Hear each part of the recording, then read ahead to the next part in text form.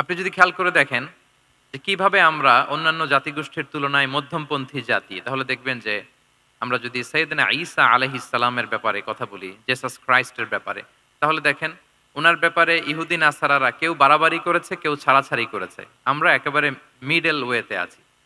যেমন ঈসা আলাইহিস সালামের ব্যাপারে খ্রিস্টানরা কি বলে জানেন? তারা বলে ঈসা আলাইহিস সালাম হচ্ছে আল্লাহর সন্তান। নাউযুবিল্লাহি মিন যালিক। Jesus Christ is the son of God, গডের সন্তান। তাহলে দেখেন কতটা বাড়াবাড়ি করলো, ঈসা আলাইহিস সালামকে উঠাতে উঠাতে খোদার আসনে নিয়ে বসালো। বাড়াবাড়ি হয়ে গেল না এটা? আচ্ছা, তাহলে একদল খুব বাড়াবাড়ি করলো। এবার যদি ইহুদিদের কথা চিন্তা করি, ইহুদিরা কি বলে? ইহুদিরা একেবারে উল্টো। তারা বলে ঈসা আলাইহিস সালাম হচ্ছে ইবনু জিনা, মানে জারদ সন্তান। নাউযুবিল্লাহ। দেখেন তাদের প্রত্যেকের আকীদা শোনা মাত্রই আপনাদেরকে বলা লাগতেছে না যে নাউযুবিল্লাহ বলেন, আপনারা স্বতঃস্ফূর্ত ভাবেই বলতেছেন নাউযুবিল্লাহ। তার মানে একদল বাড়াবাড়ি করলো, একদল ছাড়াছাড়ি।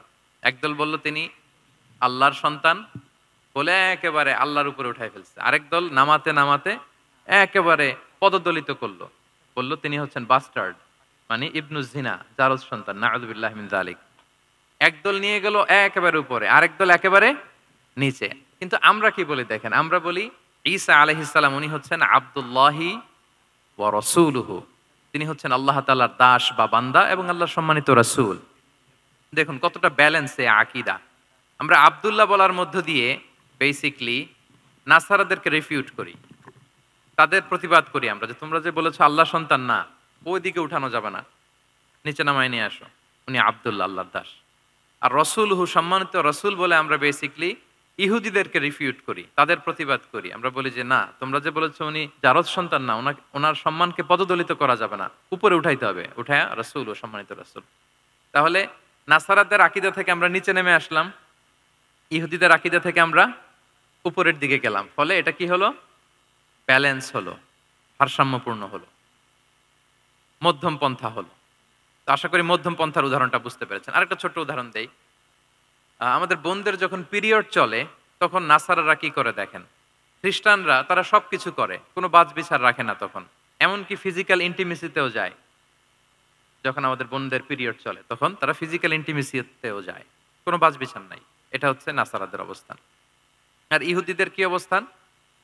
এরা এই 5 দিন 7 দিন আমাদের বোনদের যখন পিরিয়ড চলে তখন তারা তাদের স্ত্রীদেরকে ধরবে না, ছোবে না, স্পর্শ করবে না, একসাথে বসবেও না। তাদের ঘরে আলাদা একটা স্পেশাল রুম রাখে, ওই রুমের ভিতরে, ওই ঘরের ভিতরে তাদের 5 দিন 7 দিন ওইখানে কাটাইতে হয়।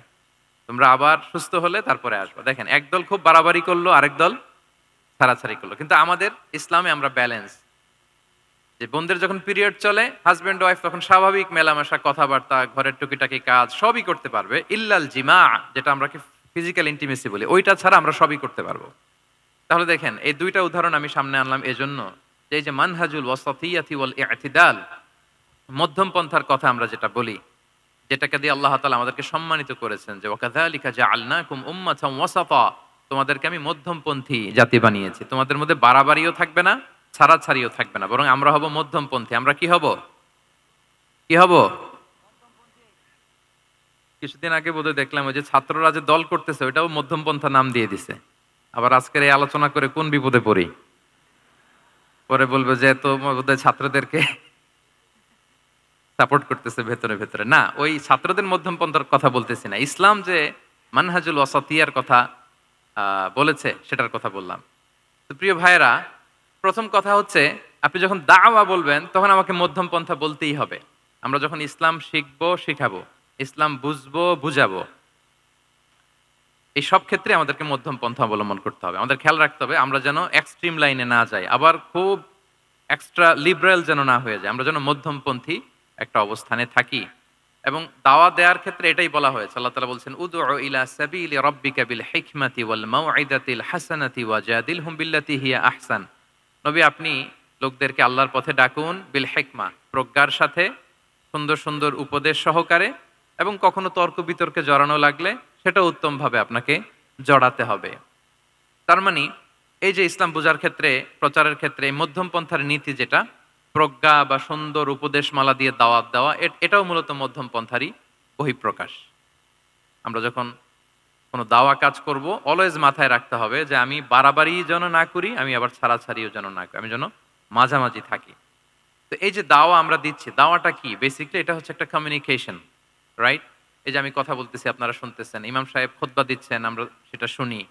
স্ট্রিট দাওয়া হয়, বিভিন্ন রকম দাওয়া এখন হচ্ছে। এগুলো basically communication. And this communication should be full of wisdom and beautiful advice. এটাই মূলত আল ওয়াসাতিয়া, মানহাজুল ওয়াসাতিয়া, মধ্যম পন্থা। আমি যে বিশ্ববিদ্যালয় থেকে ব্যাচেলর করেছি, ওই বিশ্ববিদ্যালয়ের একটা স্লোগান আছে, মানহাজুল ওয়াসাতিয়াতি ওয়াল ইআতিদাল। ওনারা মধ্যম পন্থার কথা বলে। তো আমি যেহেতু এই বিশ্ববিদ্যালয় আল আজহারের গ্রাজুয়েট, আমি যেখানেই যাই একটু করে আমি এই আল ওয়াসাতিয়ার কথাটা বলি, প্রিয় ভাইরা। তো দাওয়া যেহেতু কমিউনিকেশন, আমরা ওরাল দাওয়া দিয়ে থাকি, কিন্তু বেসিকলি ওরাল দাওয়ার চেয়ে যেটা প্র্যাকটিক্যাল দাওয়া, থিওরিটিক্যাল দাওয়ার চেয়ে প্র্যাকটিক্যাল দাওয়াটা এটা বেশি ইফেক্টিভ, বেশি প্রোডাক্টিভ। আমরা যখন তাফসির মাহফিল করি, আমরা খুতবা দেই, আলোচনা করি, এটা থেকে তো মানুষ শিখে। কিন্তু আমি যদি আমার আচরণ দিয়ে কোনো একটা মেসেজ দিতে পারি, ওইটা মানুষের হৃদয়ে বেশি দাগ কাটে, বেশি মনে থাকে, খুব বেশি মনে থাকবে। এটার সুযোগ আপনাদের বেশি। যেমন আমি যদি একটা কোরআনের আয়াতের কথা বলি, এটার খুব একটা মূল্যায়ন নাই, কারণ উনি হুজুর মানুষ, উনি তো কোরআনই বলবে। কিন্তু একজন ডক্টর যখন কোরআনের আয়াত বলে, তখন বলে, দেখছো মাশাআল্লাহ, একজন ডক্টর, সে চিকিৎসা বিজ্ঞানে এত বড় এক্সপার্টিজের পর আবার কোরআনও জানে। ওই কথা কিন্তু আমিও বলছি, আমার দাম নাই। কিন্তু আপনাদেরকে কত সম্মানের চোখে দেখা হচ্ছে। আবার দেখেন, ৫ ওয়াক্ত সালাত আদায় করা জামাতের সাথে, ফরজ সালাতগুলো, এটা তো মানে করতেই হবে, কম্পালসারি। এটা করে তো খুব বেশি ক্রেডিট নেওয়ার কিছু নাই। তো আমরা সবাই পড়ি, কিন্তু একজন ডাক্তার যখন নামাজ পড়ে, খেয়াল করে দেখবেন, একজন ডক্টর যখন চেম্বারে রুগীদেরকে রেখে বলে যে, ওখানে যদি লেখা থাকে যে সালাতের সময় বিরতি থাকবে, বা বলা হয় যে এই ডাক্তার কিন্তু রুগী বসিয়ে রেখে নামাজটা পড়ে এসে আবার রুগী দেখা শুরু করে, এটা সবাই খুব পজিটিভলি নেয়। যে দেখো, এত ব্যস্ততার পরেও চাইলে এই সময় রুগী দেখতে পারতো, কিন্তু উনি নামাজ পড়ে। দেখেন, একই কোরআনের কথা আমিও বললাম, আপনিও বললেন, আপনার মর্যাদা কত বেশি। আমিও জামাতে নামাজ পড়ি, ইমামতি করাই, আর আপনি যে একটু তাড়াতাড়ি করে নামাজটা পড়ে চলে আসেন, এটাতে আপনার এপ্রিসিয়েশন কত বেশি। তো এভাবে আপনাদের কিন্তু দাওয়া কাজ করার সুযোগ অনেক বেশি, কারণ এটা অনেক মানে নোবেল একটা প্রফেশন, মহৎ পেশা। আপনারা জনগণকে সরাসরি সেবা দেওয়ার যে ব্যাপারটা, এটার সুযোগ আছে। যুদ্ধ বিধ্বস্ত আপনি আপনি আহতদেরকে সেবা দিতে পারেন, আগুনে পোড়া রোগীদেরকে সেবা দিতে পারেন, দুরারোগ্য ব্যাধি, তার আর যাওয়ার জায়গা নেই, আপনি সেবা দিতে পারতেছেন। যে কোনো রোগ বালাই, যে কোনো পরিস্থিতিতে যখন একজন মানুষ অসুস্থ হয়, তখন আপনি সেবা দিচ্ছেন, তখন তার মনটা কিন্তু খুব নরম থাকে, তার মধ্যে একটা অসহায়ত্ব কাজ করে। ওই একটা অসহায় মানুষ, তার মনটা খুব নরম, ওই রকম একটা সিচুয়েশনে তারা আপনাদের দ্বারস্থ হয়। ফলে আপনাদের কিন্তু দাওয়া কাজ করার সুযোগ অনেক বেশি, এবং সেক্ষেত্রে ওরাল দাওয়ার চেয়ে আপনার যে প্র্যাকটিক্যাল দাওয়া, এটার ইফেক্ট অনেক বেশি। নিজের আচরণ দিয়ে যে মেসেজটা দেওয়া যায়, এটা সবচেয়ে ইফেক্টিভ। আপনার লেনদেন, আপনার ডিলিংস কেমন, আপনি মানুষ হিসেবে কেমন, এটা সবচেয়ে পাওয়ারফুল দাওয়া। উমরে ফারুক রাদিয়াল্লাহু তাআলা আনহু, উনি ওনার ছাত্রদেরকে প্রায়ই বলতেন, উমরে ফারুক রাদিয়াল্লাহু তাআলা, উনি বলতেন যে কুনু দুআতান ইলাল্লাহি ওয়া আনতুম সামিতুন, যে তোমরা আল্লাহর রাস্তায় দাওয়াতি কাজে বের হয়ে যাও, এমন অবস্থায় যে তোমরা চুপচাপ। তো ছাত্ররা বলতো, দাওয়াতি কাজও করতে বলতেছেন, আবার চুপচাপও থাকতে বলতেছেন, এটা আবার কিভাবে কিভাবে দাওয়াত দিব? তো উমর ফারুক রাদিয়াল্লাহু তাআলা আনহু বলতেন, বি আখলাকিকুম, তোমাদের আখলাক দিয়ে দাওয়াত দাও। আখলাক দিয়ে দাওয়াত দেওয়া যায় না? বলেন তো, আখলাক দিয়ে দাওয়াত দেওয়া যায় কি যায় না? যায়। এই আখলাক দিয়ে যে দাওয়াত, এটা অনেক পাওয়ারফুল। 10টা তাফসির মাহফিল করে আমি এটা করতে পারবো না। আপনি আপনার আখলাক দিয়ে, আপনার ব্যক্তিত্ব দিয়ে, আপনার লেনদেন, হ্যাঁ, এগুলো দিয়ে আপনি যে দাওয়াটা দিতে পারবেন, অন্য অনেক কিছু দিয়ে সেটা হবে না। এজন্য ওমর ফারুক বলতেন, কুনু দুআতান ইলাল্লাহি ওয়া আনতুম সামিতুন, আল্লাহর রাস্তায় দায়ী হয়ে বের হও, কিন্তু চুপচাপ। কিভাবে? বলে বি আখলাকিকুম, তোমাদের আখলাক দিয়ে। এটা বেশি পাওয়ারফুল। এবং রাসূল সাল্লাল্লাহু আলাইহি ওয়াসাল্লামের ব্যাপারে যখন জিজ্ঞেস করা হতো আম্মাজান আয়েশা রাদিয়াল্লাহু তাআলা আনহাকে, যে রাসূল সাল্লাল্লাহু আলাইহি ওয়াসাল্লামের আচরণ কেমন ছিল, তখন আম্মাজান আয়েশা বলতেন যে কানা খুলুকুহু আল কোরআন, কোরআনই ছিল রাসূল সাল্লাল্লাহু আলাইহি ওয়াসাল্লামের চরিত্র। পুরো কোরআনে 30 পারায় থিওরিটিক্যালি যা বলা আছে রাসূল সাল্লাল্লাহু আলাইহি ওয়াসাল্লামের জীবনীতে, প্র্যাকটিক্যালি সেটা দেখানো আছে। Mobile should be in pocket. ভাইজান খুব দায়িত্বশীলতার সাথে একেবারে সামনে থেকে রেকর্ডিং করতেছেন, মাশাআল্লাহ। ওই যে শুরুতে বলছি যে সবাইকে দায়িত্বশীল হইতে হবে। আম্মাজান আয়েশা বলতেন কানা খুলুকুহু আল কোরআন, রাসূল সাল্লাল্লাহু আলাইহি ওয়াসাল্লামের চরিত্র ছিল কোরআন। ইনদামা রাসূলুল্লাহ সাল্লাল্লাহু আলাইহি ওয়াসাল্লাম ইয়ামশি আলাল আরদ কাআন্নাল কোরআনা ইয়ামশি আলাই। রাসূল সাল্লাল্লাহু আলাইহি ওয়াসাল্লাম যখন মদিনার রাস্তা দিয়ে হেঁটে যেতেন, as if a living Quran is walking on the street, মনে হতো একটা জীবন্ত কোরআন রাস্তা দিয়ে হেঁটে হেঁটে যাচ্ছে। তো তাহলে we should try to be a living দাঈ, জীবন্ত দাঈ, প্র্যাকটিক্যাল দাঈ। এটা যদি আমরা হইতে পারি তাহলে অনেক বেশি ইম্প্যাক্ট করা যাবে সোসাইটিতে, অনেক ইনফ্লুয়েন্স করা যাবে। যেটা বললাম যে আমাদের সততা, আচরণ, ব্যক্তিত্ব, পার্সোনালিটি, এগুলো দিয়ে আমরা যে দাওয়াটা দিতে পারি, ওরাল দাওয়া, বক্তব্য দিয়ে এটা অনেক সময় সম্ভব হয় না, এবং ডাক্তারদের জন্য এটা অনেক বড় একটা সুযোগ।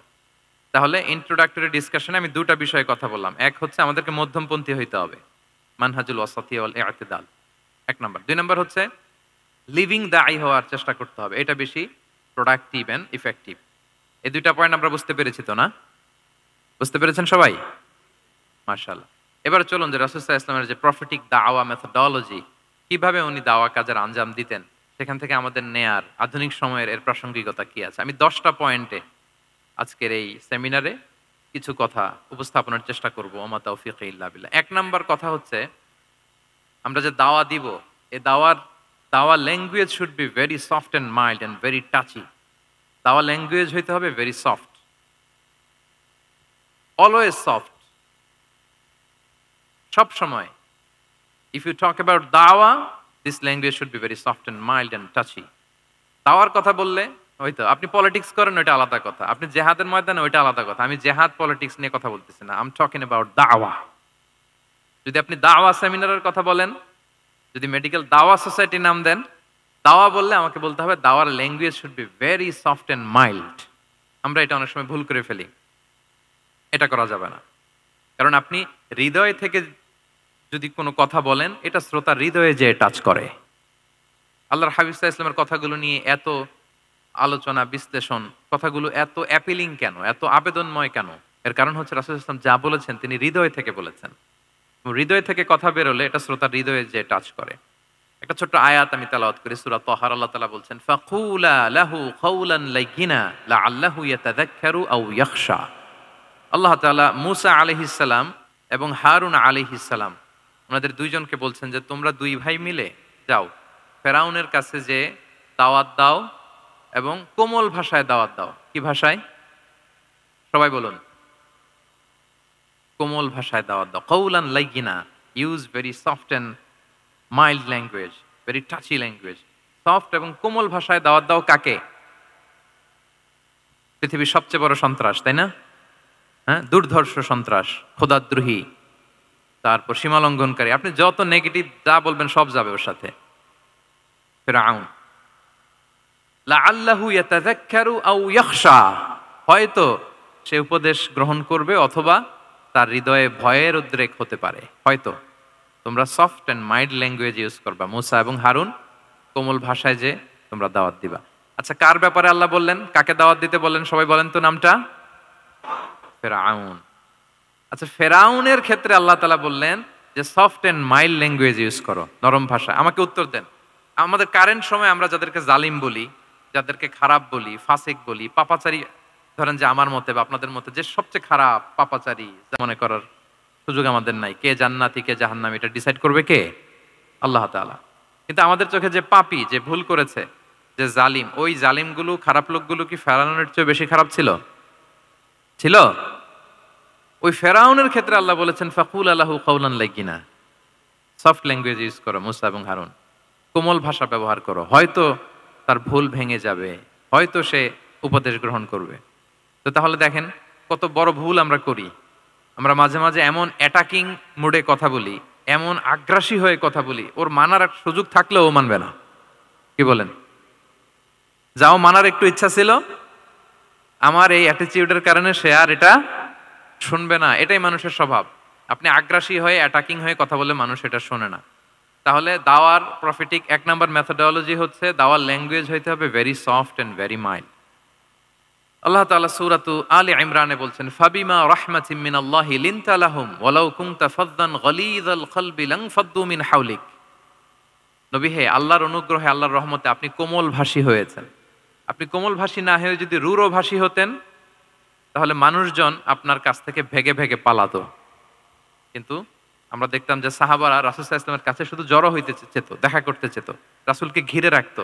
এত পছন্দ করতো রাসূল সাল্লাল্লাহু আলাইহি ওয়াসাল্লামের কোমল আচরণের কারণে।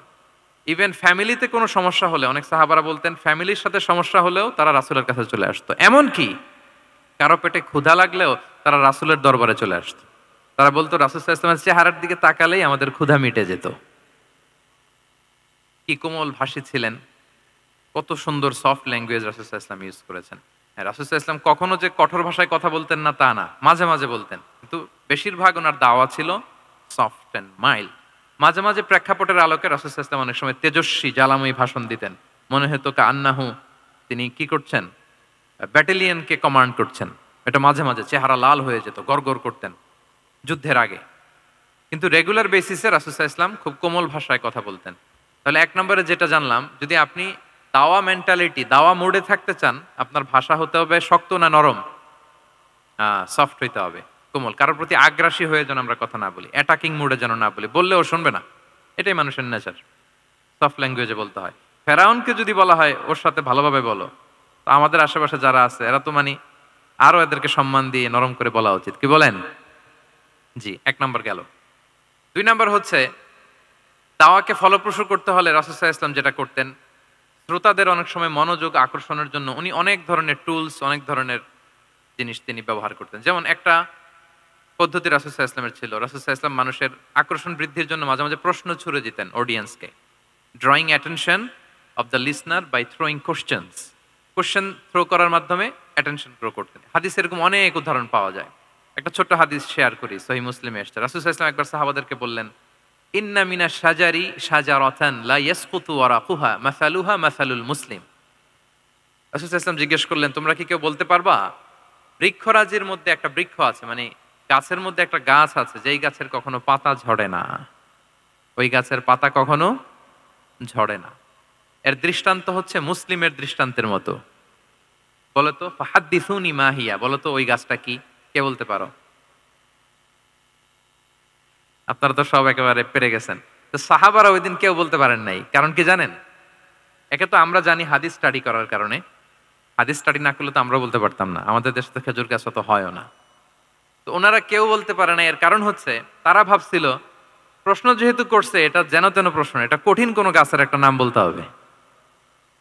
তো বাড়ির পাশে যে খেজুর গাছ, মদিনার অলিতে গলিতে যে খেজুর গাছ ভর্তি, এই দিকে আর ওনাদের অ্যাটেনশন যায় না। ওনারা চলে গেছে মরুভূমিতে, ইয়ামানে, তারপর একেবারে ডেজার্টের মাঝখানে কি কি ক্যাকটাস, গুলমলতা, কি কি গাছ আছে ওগুলো আওড়াচ্ছে মনে মনে। ভাবতেছে যে খেজুর গাছের কথা তো রাসূল সাল্লাল্লাহু আলাইহি ওয়াসাল্লাম আমাদের জিজ্ঞেস করার কথা না, এ তো আমাদের গাছ, বাড়ির পাশের গাছ। তো কেউই আর বলতে পারে নাই। এরপর রাসূল সাল্লাল্লাহু আলাইহি ওয়াসাল্লাম যখন দেখলেন সবাই অপারগ, রাসূল সাল্লাল্লাহু আলাইহি ওয়াসাল্লাম বললেন, ইন্নাহা আন-নাখলা, এটা হচ্ছে খেজুর গাছ, ডেট প্লান্ট। তো আব্দুল্লাহ ইবনে ওমর রাদিয়াল্লাহু তাআলা আনহু বাড়িতে যাওয়ার পরে ওমরে ফারুককে তার বাবাকে বললেন যে, বাবা, আজকে যে রাসূল সাল্লাল্লাহু আলাইহি ওয়াসাল্লাম প্রশ্ন ছুড়ে দিলেন আপনারা যে কেউ পারলেন না, উত্তরটা কিন্তু আমি পারতাম। তো ওমরে ফারুক বললেন, বলো কি তুমি পারতা? তো বললা না কেন? তুমি আজকে উত্তর দিতে পারলে তো রাসূলের সামনে আমার বুকটা এত বড় হয়ে যেত। মানে লাল উট পেলে আরবরা যেই খুশি, আমি এর চেয়েও বেশি খুশি হতাম। তখন উনি বললেন যে, আপনি পারতেছেন না, অন্যান্য বয়স্ক সাহাবারা পারতেছে না, মুরব্বীরা কেউ যেহেতু বলে নাই, আমি বিনয়ের খাতিরে উত্তরটা দেই নাই, কিন্তু আমি জানতাম যে এটা খেজুর গাছ। তাহলে দেখেন রাসূল সাল্লাল্লাহু আলাইহি ওয়াসাল্লাম অ্যাটেনশনটাকে ড্র করার জন্য প্রশ্ন ছুড়ে দিতেন। তো এই প্রশ্ন ছুড়ে দিয়ে কিন্তু আমরা মানুষের দৃষ্টি আকর্ষণ করতে হবে। আপনারা তো মানে প্রশ্ন ছড়াই তো আপনাদের কাজ, যে কি অবস্থা, শরীরটা কেমন, পেট ঠিক আছে কিনা, ঘুম হয় কিনা, কমন প্রশ্ন না আপনাদের?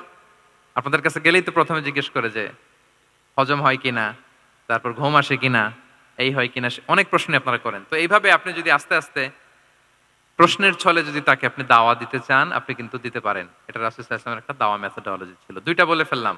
একটা হচ্ছে দাওয়ার ল্যাঙ্গুয়েজ হতে হবে অনেক শক্ত, নাকি?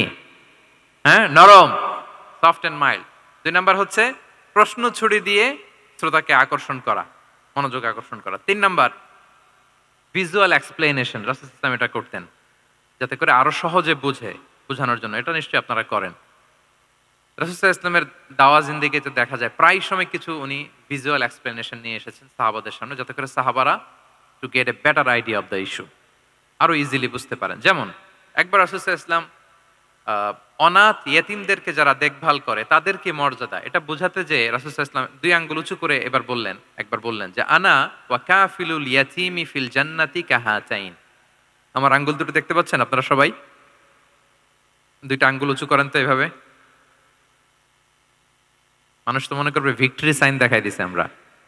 এই যে তো রাসূল সাল্লাল্লাহু আলাইহি ওয়াসাল্লাম বললেন আনা ওয়া কাফিলুল ইয়াতীমি কাহাতাইন, হাত নামান। অর্থাৎ আমি এবং এতিমের রক্ষণাবেক্ষণকারী কিয়ামতের দিন এভাবে কাছাকাছি প্রতিবেশী হয়ে থাকবো। এই দুইটা আঙ্গুলের মাঝখানে যেমনি খুব একটা স্পেস নাই, গ্যাপ নাই, মানে একেবারে কাছাকাছি, নেইবরিং ফিঙ্গার, রাইট? আমি এবং এতিমের রক্ষণাবেক্ষণকারী এইভাবে নেইবর হয়ে থাকবে। এই যে ভিজুয়াল এক্সপ্লেনেশন দেখছেন?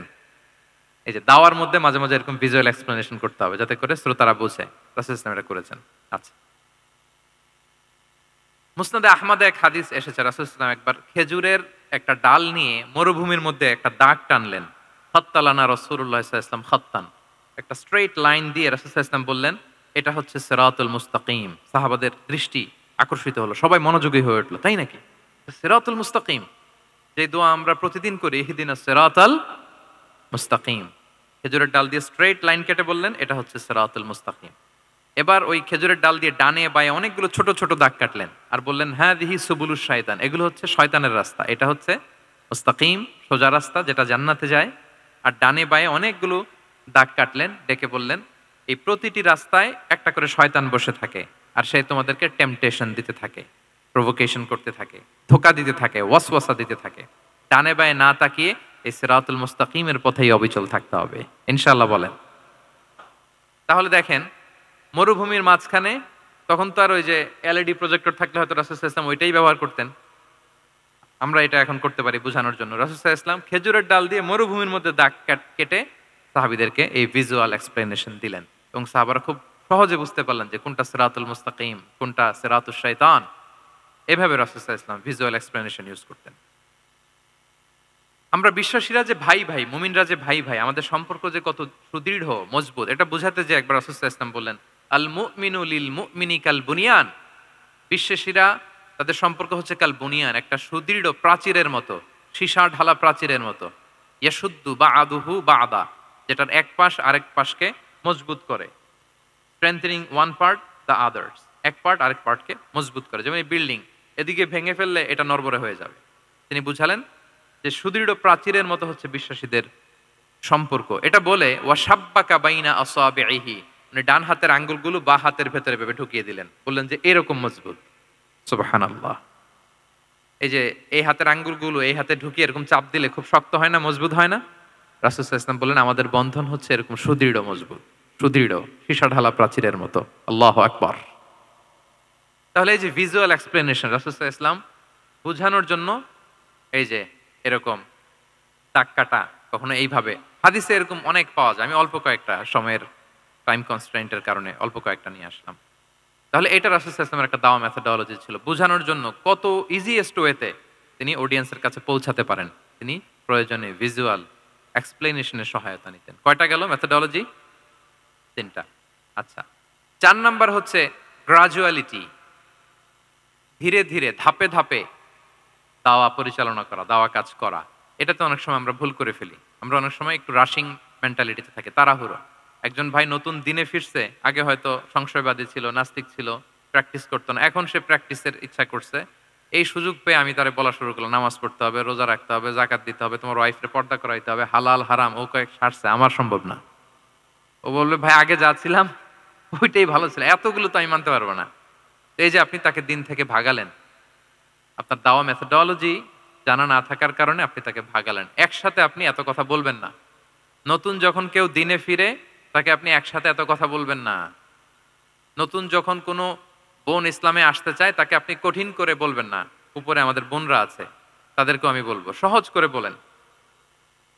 প্রথমে নামাজের কথা বলেন, নামাজ আস্তে আস্তে পড়ুক যতটুকু পারুক। প্রথমে হয়তো ৫ ওয়াক্ত পারবে না, ১ ওয়াক্ত ২ ওয়াক্ত দিয়ে শুরু করবে, এরপর আস্তে আস্তে ৫ ওয়াক্ত যাবে। এরপর তাকে একটু শালীন পোশাকের কথা বলেন যে তুমি একটু শালীন পোশাক পরো, সেফটি সিকিউরিটির জন্য ভালো।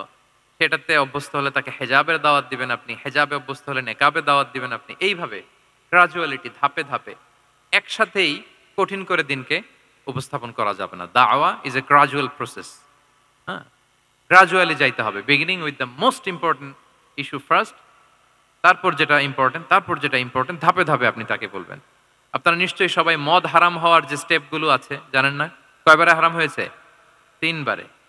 ওয়াসআলুনাকা আনিল খামরি ওয়াল মাইসির কুল ফীহিমা ইসমুন কাবীরুন ওয়া মানাফিউ লিন-নাস ওয়া ইসমুহুমা আকবারু মিন নাফইহিমা। প্রথমে বললেন মদে কিছু উপকার আছে কিন্তু এটার গুনাহ বেশি, ক্ষতি বেশি। কিন্তু সামান্য উপকার আছে। তো মানুষ সচেতন হয়ে গেল যে না, এটা কিন্তু গুনাহ আছে, ক্ষতি আছে, সাবধান হইতে হবে। মদ খাওয়া কমায় দিল। আচ্ছা, এরপর বলা হলো ওয়ালা তাকরাবুস সালাতা ওয়া আনতুম সুকারা, মাতাল হয়ে মদ খাওয়া অবস্থায় নামাজে যেও না। কারণ কোন এক সাহাবী নামাজে এমন ভাবে তেলাওয়াত করলেন, অর্থ চেঞ্জ হয়ে গেল। ফলে দিনে 5 বার মদ খাওয়া যাবে না।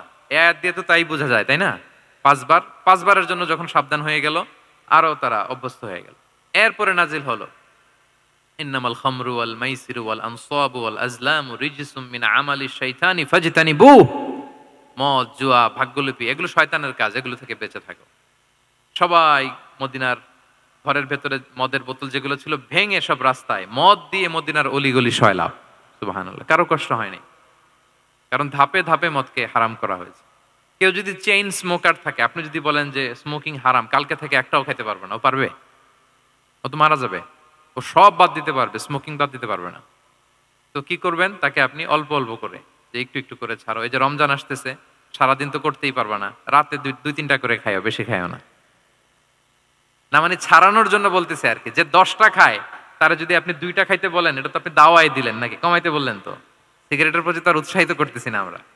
চেইন স্মোকার ও 10টা ছাড়া হয় না প্রতিদিন।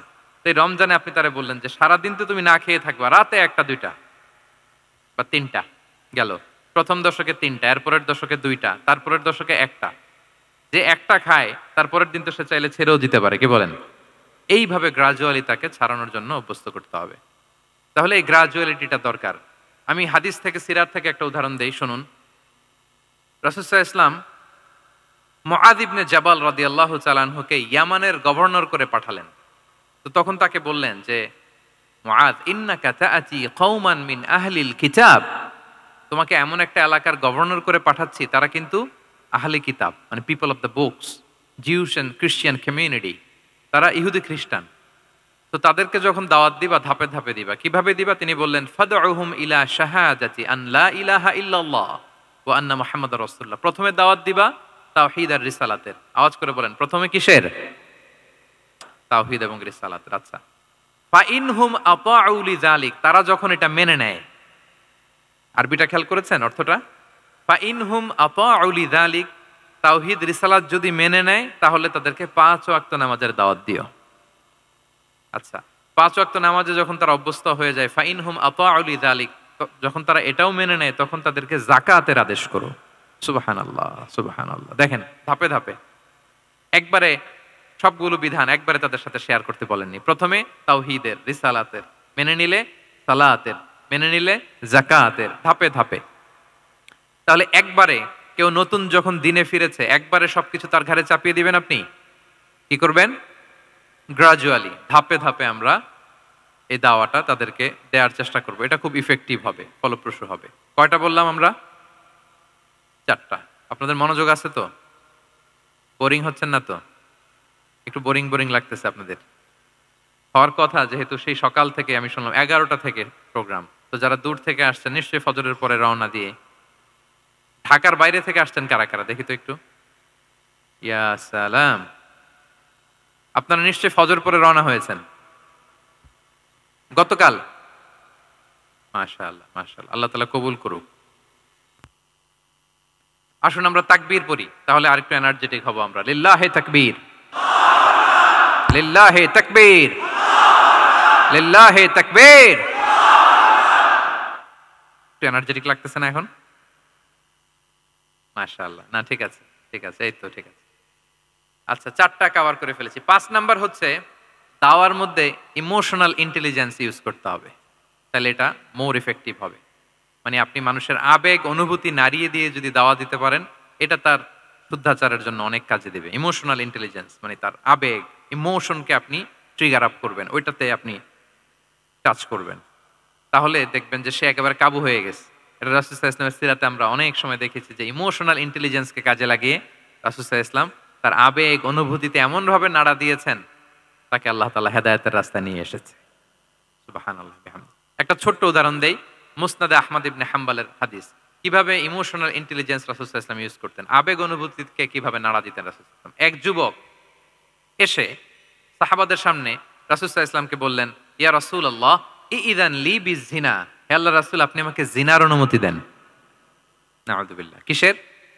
জিনার, মানে ব্যভিচারের অনুমতি দেন। ব্যভিচার বা জিনার অনুমতি দেন। আশেপাশের সাহাবারা তো রেগে মেগে আগুন।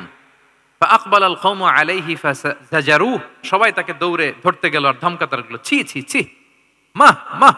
আমরা যেটা বাংলায় বলি ছি ছি, আরবিতে ওনারা কি বলে? মাহ মাহ, ছি ছি, কি বলো তুমি? লজ্জা শরমের মাথা খেয়ে তুমি রাসূলুল্লাহর দরবারে এসে বলতেছো, হে আল্লাহর রাসূল আপনি জিনার অনুমতি দেন। যে রাসূল আল্লাহর পক্ষ থেকে বাণী শোনায়, ওয়ালা তাকরাবুজ জিনা, তোমরা ব্যভিচারের নিকটবর্তীও হয়ো না, আর তুমি সেই নবীর কাছে এসে আবদার করতেছো জিনার অনুমতি দেন। তারা যখন তেরে আসলো এই যুবকের দিকে, রাসূল সাল্লাল্লাহু আলাইহি ওয়াসাল্লাম তাদেরকে থামালেন, বললেন যে তোমরা থামো, যুবককে ডেকে আনো আমার কাছে। যুবককে নিয়ে আসা হলো। রাসূল সাল্লাল্লাহু আলাইহি ওয়াসাল্লাম তাকে পরম আদরে কাছে টেনে নিলেন। এবার তাকে জিজ্ঞেস করলেন, তুমি জিনার অনুমতি চাও না? বলে যে ইয়া রাসূলুল্লাহ জি, জিনার অনুমতি চাই। তখন রাসূল সাল্লাল্লাহু আলাইহি ওয়াসাল্লাম বললেন, তুমি আমাকে উত্তর দাও তো, তুমি বলো তো যে আতুহিব্বুহু লি উম্মিক, তুমি কি পছন্দ করবে যে কোনো পরপুরুষ তোমার মায়ের সাথে এই জিনাটা করুক? তোমার এটা ভাল লাগবে? সে বলে লা ইয়া রাসূলুল্লাহ, না কখনো না, আমার মায়ের সাথে কেউ এই পাপাচারে লিপ্ত হবে এটা কোনো মানুষ মেনে নিবে না। আমি কেন, কেউ মেনে নিবে না। তারপর রাসূল সাল্লাল্লাহু আলাইহি ওয়াসাল্লাম তাকে বললেন আতুহিব্বুহু লিবনাতিক, তুমি তোমার কলিজার টুকরা সন্তান, কন্যা সন্তানের সাথে, তোমার কন্যার সাথে কেউ এই পাপ কাজটা করুক, এটা তুমি মেনে নিবে? এটা তুমি পছন্দ করো? সে বলল লা ইয়া রাসূলুল্লাহ, হে আল্লাহর রাসূল কশিন কালেও না, কখনো মানবো না, আমার মেয়ের সাথে কেউ এই কাজ করবে আমি কখনো মানবো না। রাসূল সাল্লাল্লাহু আলাইহি ওয়াসাল্লাম আবার তাকে প্রশ্নবাণে জর্জরিত করতে লাগলেন। আবার বললেন আতুহিব্বুহু লি উখতিক, তুমি কি তোমার প্রিয় বোনের সাথে কেউ এটা করুক, এই পাপাচারে লিপ্ত হোক, জিনা করুক, পছন্দ করবে? তোমার বোনকে কেউ এরকম করবে, অপমান করবে, এটা চাইবে তুমি? বলে কখনো না, লা ইয়া রাসূলুল্লাহ, কখনো না, কেউই তো পছন্দ করবে না এটা। তখন রাসূল সাল্লাল্লাহু আলাইহি ওয়াসাল্লাম বললেন, তুমি যার সাথে জিনার অনুমতি চাইছো সে তো কারো না কারো মা, কারো না কারো মেয়ে, কারো না কারো বোন, তুমি এভাবে কেন ভাবতে পারো না? সুবহানাল্লাহ বিহামদিহি। এই কথা বলার পরে তো সে একেবারে ইমোশনালি এমন ড্যামেজ হয়েছে, লজ্জায় কাচুমাচু হয়ে মাথা নিচু করে দাঁড়ায়। তখন রাসূল ইসলাম তার পিঠে একটা আলতো চাপড় মারলেন, পরম মমতায় আলতো চাপড় দিয়ে তার জন্য দোয়া করলেন, আল্লাহুম্মা গফির যামবাহ ওয়া তাহহির কলবাহ ওয়া হাসসিন ফারজাহ, আল্লাহ তুমি এই যুবকের পাপ মোচন করো, আল্লাহ তুমি তার অন্তরটাকে পরিশুদ্ধ করো, আল্লাহ তুমি তার চরিত্রটাকে নিষ্কলুষ করো। এই হাদিসের রাবি উনি বলতেছেন, ফালাম ইয়াকুন বা'দা যালিকাল ফাতা ইয়ালতাফিতু ইলা শাই, ওই দিনের পর থেকে এই যুবক কখনো কোনো পরনারীর দিকে রাস্তায় তাকায় নাই। এই ইমোশনালি যখন তাকে দুর্বল করা হলো, তাকে যখন এইভাবে রাসূল সাল্লাল্লাহু আলাইহি ওয়াসাল্লাম প্রেজেন্টেশন করলেন, হাদিসের বর্ণনাকারী বলেন এরপরে আমরা কোনোদিন তাকে পরনারীর দিকে তাকাতে দেখি নাই। তার হৃদয়টাকে আল্লাহ তাআলা পরিশুদ্ধ করে দেন। রাসূল সাল্লাল্লাহু আলাইহি ওয়াসাল্লাম ওয়া ইউযাক্কিহিম, কিভাবে মানুষকে পরিশুদ্ধ করতে দেখেন, কিভাবে তার আবেগ অনুভূতিকে নাড়িয়ে তার চিন্তার জগতে আলোড়ন সৃষ্টি করে তাকে এমন ভাবে কাবু করলেন যে রাসূল সাল্লাল্লাহু আলাইহি ওয়াসাল্লাম যেই দিকে তাকে গাইড করতেছে এখন সে সেদিকেই যেতে বাধ্য। তো এইটা আমাদেরকে করতে হবে, ইমোশনাল ইন্টেলিজেন্স কাজে লাগিয়ে মানুষের আবেগ অনুভূতিতে নাড়া দিয়ে যদি আপনি তাকে কোনো কথা, কোনো বার্তা, কোনো নাসিহাত করেন, তখন সেটা সে শুনে, এমন শোনা শুনে এমনভাবে সে হেদায়েতের পথে আসে যেটা আমরা কল্পনাও করতে পারি না। তাহলে এটা যেন আমরা করি, এটা খুবই প্রোডাক্টিভ, এটা খুবই ইফেক্টিভ, এটা খুবই ফ্রুটফুল, কাজে দেয় মানুষকে ইমোশনালি তাকে দাওয়া দেওয়া। এই পয়েন্টটা বুঝতে পেরেছেন তো সবাই, না? আলহামদুলিল্লাহ। কয়টা গেল? 5টা। 6 নাম্বার মেথোডোলজি হচ্ছে দাওয়া should be full of love. দাওয়া বললে এটার সাথে লাভ থাকতে হবে, লাভ, ভালোবাসা। যদি আপনি দাওয়া বলেন এখানে লাভ থাকতে হবে। ইট কামস উইথ লাভ, ভালোবাসা। ভালোবাসা দিয়ে আপনি মানুষের হৃদয় জয় করতে হবে। আমরা দায়ীরা অনেক সময় বেশি জাজমেন্টাল হয়ে যাই। আরব শায়েকরা বলে যে নাহনু দুআত লাসনা কুদাত, আমরা দায়ী, আমরা জাজ নই, উই আর নট জাজেস। আমাদের অনেক দায়ীরা আমরা ভুল করে ফেলি, আমরা বলি যে ও খারাপ, ও এটা, ও জাহান্নামী, ও খারিজ, এরকম আমরা সবাইকে নাকচ করি। মনে হয় যেন সবাইরে জাহান্নামে পাঠাই আমি একা জান্নাতে যেতে পারলেই সফল। আচ্ছা বলেন তো, সব গেল জাহান্নামে, আপনি একা শুধু জান্নাতে, ভাল লাগবে আপনার? এই যে আজকে আমরা এখানে সবাই ছাত্র, শিক্ষক, ডিস্টিংগুইশ গেস্টরা, উপরে আমাদের বোনরা, কত ভাল লাগতেছে না? ধরেন যে ২,৫০০ সিটিং ক্যাপাসিটির এই চীন মৈত্রী সম্মেলন কেন্দ্রে কেউ নাই, শুধু আপনি একা। এই বিশাল হল রুমে কেউ নাই, আপনি একা, ভাল লাগবে? তখন মিস্টার বিনের মতো হা হু করা লাগবে শুধু একা একা, ঠিক না? তো সবাইকে জাহান্নামে পাঠিয়ে শুধু আমি জান্নাতে গেলে এটা আমার ভাল লাগবে না ওই জান্নাতে। তো আমরা কিভাবে আমাদের জান্নাতের দলকে ভারী করতে পারি, এই চেষ্টাটা আমাদের বেশি বেশি করতে হবে, কি বলেন? তাহলে দাওয়া should be full of love, কারণ ভালোবাসা দিয়ে যা জয় করা যায়, কঠোরতা দিয়ে তা পারা যায় না। ভালোবাসা দিয়ে আপনি যেটা করতে পারবেন, কঠোরতা দিয়ে কখনো সেটা করতে পারবেন। আসুন আমরা হাদিস থেকে শুনি, সিরাত থেকে শুনি। আল্লাহর হাবিব সাল্লাল্লাহু আলাইহি ওয়াসাল্লাম মসজিদে নববীতে বসে আছেন সাহাবাদেরকে নিয়ে। হঠাৎ এক বেদুইনের আগমন। বেদুইন মানে যার মধ্যে নগর জীবনের কোনো নিয়ম কানুন সে দেখেনি, জানে না, বুঝে না। সিভিলাইজেশন বলতে যেটা বুঝি, ভদ্রতা, কার্টিসি, ম্যানার, এটা সে শিখেনি। এরকম এক বেদুইন অনেক দূর পল্লী থেকে মদিনার মসজিদে নববীতে এসেছে, কিন্তু সে ইসলাম ধর্ম গ্রহণ করেছে, মুসলিম। তো মসজিদে ঢুকে সে 2 রাকাত নামাজ পড়তেছে। এসে যে রাসূলকে সালাম দিবে, কথা, ওই কার্টিসিটাও নাই। রাসূল সাল্লাল্লাহু আলাইহি ওয়াসাল্লাম বসা ওইদিকে সাহাবাদের নিয়ে, সে তার মতো এসে এক জায়গায় মসজিদের সাথে তার উট বেঁধে সে 2 রাকাত নামাজ পড়ে দোয়া করতেছে আল্লাহর কাছে। কি দোয়া জানেন? দোয়ার মধ্যেও কাটিসি নাই। দোয়াতে বলে, ইয়া আল্লাহ, আল্লাহুম্মা আরহামনি ওয়ারহাম মুহাম্মাদা ওয়ালা তারহাম মা'ানা আহাদা। মানে আল্লাহ, তুমি শুধু আমারে রহম করো আর মুহাম্মদ সাল্লাল্লাহু আলাইহি ওয়াসাল্লামরে রহম করো, আমাদের সাথে আর কাউরে রহম করো না তুমি। বেদুইন, তার মধ্যে আদাবু দোয়া, দোয়ার যে একটা এটিকেটস আছে, এটা তো তার জানা নাই। দোয়ায় অন্যদের জন্য দোয়া করলে যে নিজের লাভ, এটা সে জানতো না। আমি যদি বলি যে আল্লাহ এই ভাইদেরকে তুমি কবুল করো, তখন ফেরেশতারা বলে আল্লাহ যিনি দোয়া করতেছে আগে তাকে তুমি কবুল করো। কেউ অসুস্থ, আমি যদি বলি আল্লাহ আমার এই ভাইকে তুমি সুস্থ করো, আল্লাহর ফেরেশতারা বলে আল্লাহ যিনি দোয়া করলেন আগে তার রোগ বালাই থাকলে আগে তাকে সুস্থ করো। এই যে দোয়ার এটিকেটস, আদাব দোয়া, এটা সে জানতো না। সে দোয়া করতেছে আল্লাহুম্মা আরহামনি ওয়ারহাম মুহাম্মাদা ওয়ালা তারহাম মা'ানা আহাদা, শুধু আমারে রহম করো, মুহাম্মদ সাল্লাল্লাহু আলাইহি ওয়াসাল্লাম রহম করো, আর কাউরে না। তো রাসূল সাল্লাল্লাহু আলাইহি ওয়াসাল্লাম দূর থেকে দেখতেছেন এই দোয়া, আর বলতেছেন যে হায় রে, একটা প্রশস্ত জিনিসকে সে সংকীর্ণ বানায় ফেললো। আল্লাহর কাছে কি রহমের কোনো কমতি বা ঘাটতি আছে? নাই। সে তো দোয়াতে সবাইকে ইনক্লুড করতে পারতো। তো রাহমাতাল লিল আলামিন আল্লাহর হাবিব সাল্লাল্লাহু আলাইহি ওয়াসাল্লাম তিনি বুঝতে পেরেছেন যে এই লোকটা আসলে বেদুইন, তার মধ্যে ওই কার্টিসি নাই। তো তিনি ফলো করতে লাগলেন যে দেখি লোকটা কি করে। তো লোকটা দোয়া টোয়া করেই এবার যে মসজিদের এক কর্নারে বসে ওখানেই পেশাব করা শুরু করলো। মানে কোনো কার্টিসি, নিয়ম, ভদ্রতা তার জানা নাই। তো তাকে পেশাব করতে দেখে বাকি লোকেরা তো তাকে ধরতে গেল, মারতে গেল। রাসূল সাল্লাল্লাহু আলাইহি ওয়াসাল্লাম বললেন দাউ, রাখো রাখো, আরে থামো থামো, ওকে কাজ সারতে দাও, ওকে ওর কাজ সারতে দাও। কারণ আপনারা এটা ভালো জানেন যে ওয়াশরুম সারা অবস্থায় যদি কেউ বাইরে থেকে জোরে ডাক দেয় তাহলে অবস্থা খারাপ আছে, ঠিক কিনা বলেন? কেউ টয়লেট সারতেছে ওয়াশরুমে, তখন যদি আপনি জোরে নক করেন এটা তার ক্ষতি হয়, কারণ আগে তাকে ওইটা পাস করতে হবে স্মুথলি। এটাও একটা এটিকেট যে কেউ ওয়াশরুমে গেল, আমাকেও যেতে হবে, তো আমি যে বারবার ডিস্টার্ব না করে ওখানে একটু পায়চারা করতে পারি, একটু হালকা মৃদু শব্দে কাশি দিতে পারি, বা আমি যে বাইরে আছি, সামওয়ান ইজ ওয়েটিং আউটসাইড, এটা তাকে বুঝাতে পারি। কিন্তু অনেকে যে কি করে, ধাম ধাম করার যখন শুরু করে ওই বেচারার তো অবস্থা টাইট। এটা যেন আমরা না করি, এই শিক্ষাটা কিন্তু এই হাদিস থেকে পাই। রাসূল সাল্লাল্লাহু আলাইহি ওয়াসাল্লাম বললেন দাউ দাউ, রাখো রাখো, আরে ছাড়ো ছাড়ো, ও তো এখন ইয়ে করতেছে, ইউরিন পাস করতেছে, রাখো, ওটাও সারুক, আগে সারুক, আমরা পরে ডিল করি। তো সবাইকে তিনি থামালেন, ও সারলো।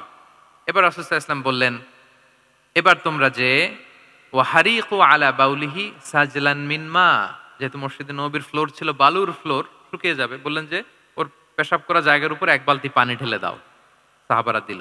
আর এই বেদুইন লোককে রাসূল সাল্লাল্লাহু আলাইহি ওয়াসাল্লাম কাছে টেনে নিলেন, যে তাকে খুব ভালোবাসা দিয়ে বললেন কি অবস্থা তোমার, কোত্থেকে আসছো, সব খোঁজ খবর নিয়ে বললেন যে তুমি যে এইখানে নামাজ পড়লা, এরপরে আবার এই কাজটা সারলা, তুমি কি জানো এইখানে আল্লাহর জিকির করা হয়, এটা আমাদের ইবাদতগাহ, এখানে আমরা রবের জিকির করি, তার কাছে ফরিয়াদ করি, সবাই মিলে এই কমিউনিটির সবাই এখানে আসে, এই কমিউনিটির, মদিনার কমিউনিটির সবাই মিলে নারী পুরুষ নির্বিশেষে আমরা এসে এখানে আল্লাহর কাছে ফরিয়াদ করি, দোয়া করি, ইবাদত করি, কোরআন তেলাওয়াত করি, এটা আমাদের ইবাদতগাহ, এইখানে কি এমন কাজটা করা তোমার ঠিক হলো? সে তো লজ্জায় কাচুমাচু হয়ে রাসূল সাল্লাল্লাহু আলাইহি ওয়াসাল্লামের কাছে ক্ষমা চাইতেছে। সুবহানাল্লাহি বিহামদি। একটা কঠিন পরিস্থিতিকে ভালোবাসা দিয়ে রাসূল সাল্লাল্লাহু আলাইহি ওয়াসাল্লাম কোথায় নিয়ে যেতেন এটাকে? পুরো হিস্ট্রি পাল্টে দিতেন, সিনারিও পাল্টে দিতেন। সাহাবারা অবাক হলো। তারাও শিখলো যে না, এরকম করা যাবে না। তখন তাকে এইভাবে ডিল করলেন। আর সাহাবারা যারা রাগারাগি করেছিল, সাহাবীদেরকে রাসূল সাল্লাল্লাহু আলাইহি ওয়াসাল্লাম বললেন, "ফা ইন্নামা বুইসতুম মুয়াসসিরিন ওয়া লাম তুবআসু মুআসসিরিন।" মনে রেখো, তোমরা সহজপন্থী হয়ে প্রেরিত হয়েছো। তোমরা কঠিন কট্টরপন্থী হয়ে, জটিলপন্থী হয়ে প্রেরিত হও নাই। তোমরা কোনো কাজকে জটিলভাবে সমাধানের দিকে যেও না। সহজ করে সলভ করবা। সুবহানাল্লাহ, সুবহানাল্লাহ বিহামদি। তাহলে দেখেন, ভালোবাসা দিয়ে রাসূল সাল্লাল্লাহু আলাইহি ওয়াসাল্লাম ওই বেদুইনকে যেভাবে আদব শিক্ষা দিলেন, তার হৃদয় জয় করলেন, কঠোরতা দিয়ে পারা যেত? বলেন তো, পারা যেত? পারা যেত না। তো ৬ নাম্বার দাওয়া মেথোডোলজি হচ্ছে, দাওয়া should be full of love, full of love, full of well wishes. আপনি শুভকামনা, ভালোবাসা, এটা দিয়ে আপনি মানুষের হৃদয়ে যতটুকু জায়গা পাবেন, কঠোরতা দিয়ে পাবেন না। আরেকটা ছোট্ট উদাহরণ দেই। সুমামা ইবনে উসাল রাদিয়াল্লাহু তাআলা আনহু, উনি ইয়ামামার অধিপতি। রাসূল সাল্লাল্লাহু আলাইহি ওয়াসাল্লামকে হত্যা করতে এসেছিলেন গোপনে। কি করতে? হত্যা করতে। কি করতে বলেন সবাই? হত্যা করার জন্য এসেছিলেন। কিন্তু দুর্ভাগ্যক্রমে হত্যা করতে এসে সে ধরা পড়ে গেছে সাহাবীদের হাতে। হত্যা করতে পারে নাই সুমামা ইবনে উসাল। তো সাহাবীরা তাকে ধরে মসজিদে নববীর পিলারের সাথে বেঁধে রাখলো। ইসলামকে ডাকলো। তারা বলল যে, ইয়া রাসূলুল্লাহ, দেখেন, ইয়ামামা থেকে আসছে সুমামা ইবনে উসাল আপনাকে হত্যা করবার জন্য। তাকে আমরা ধরে ফেলেছি, আমরা বেঁধে রেখেছি। তো রাসূল ইসলাম তার কাছে যেয়ে তার খোঁজ খবর নিলেন প্রথম দিন, এবং তার সামনে যথারীতি তাওহীদ এবং রিসালার দাওয়াত দিলেন। ফিরে আসলেন। ফিরে এসে সাহাবাদেরকে বললেন, তোমাদের ঘরে ভালো রুটি আছে কার কাছে? রুটির কালেকশন, আটা পিষে রুটি বানাতে পারবে। একজন বলল আমি। বলল যে, এটা সুমামাকে দিয়ে আস। তো দিয়ে আসলো। আরেকজন বলল, ভালো তাজা খেজুর আছে কার কাছে? এক সাহাবী বললেন, আমার কাছে। রাসূল ইসলাম বললেন, যাও, এটা সুমামাকে দিয়ে দিয়ে আসলেন। এরপরের দিন রাসূল ইসলাম যে আবার ইসলামের সৌন্দর্য, হ্যাঁ, মাহাসিনু আহকামি শারিয়া, ইসলামী শারিয়ার যে বিউটি অফ ইসলাম, এটা তুলে ধরলেন। ইসলামের যৌক্তিকতা তুলে ধরলেন। সে অবাক হতে লাগলো যে, কিরে, যুদ্ধবন্দীদের সাথে মুহাম্মদ সাল্লাল্লাহু আলাইহি ওয়াসাল্লাম এবং তার অনুসারীরা এরকম আচরণ করে?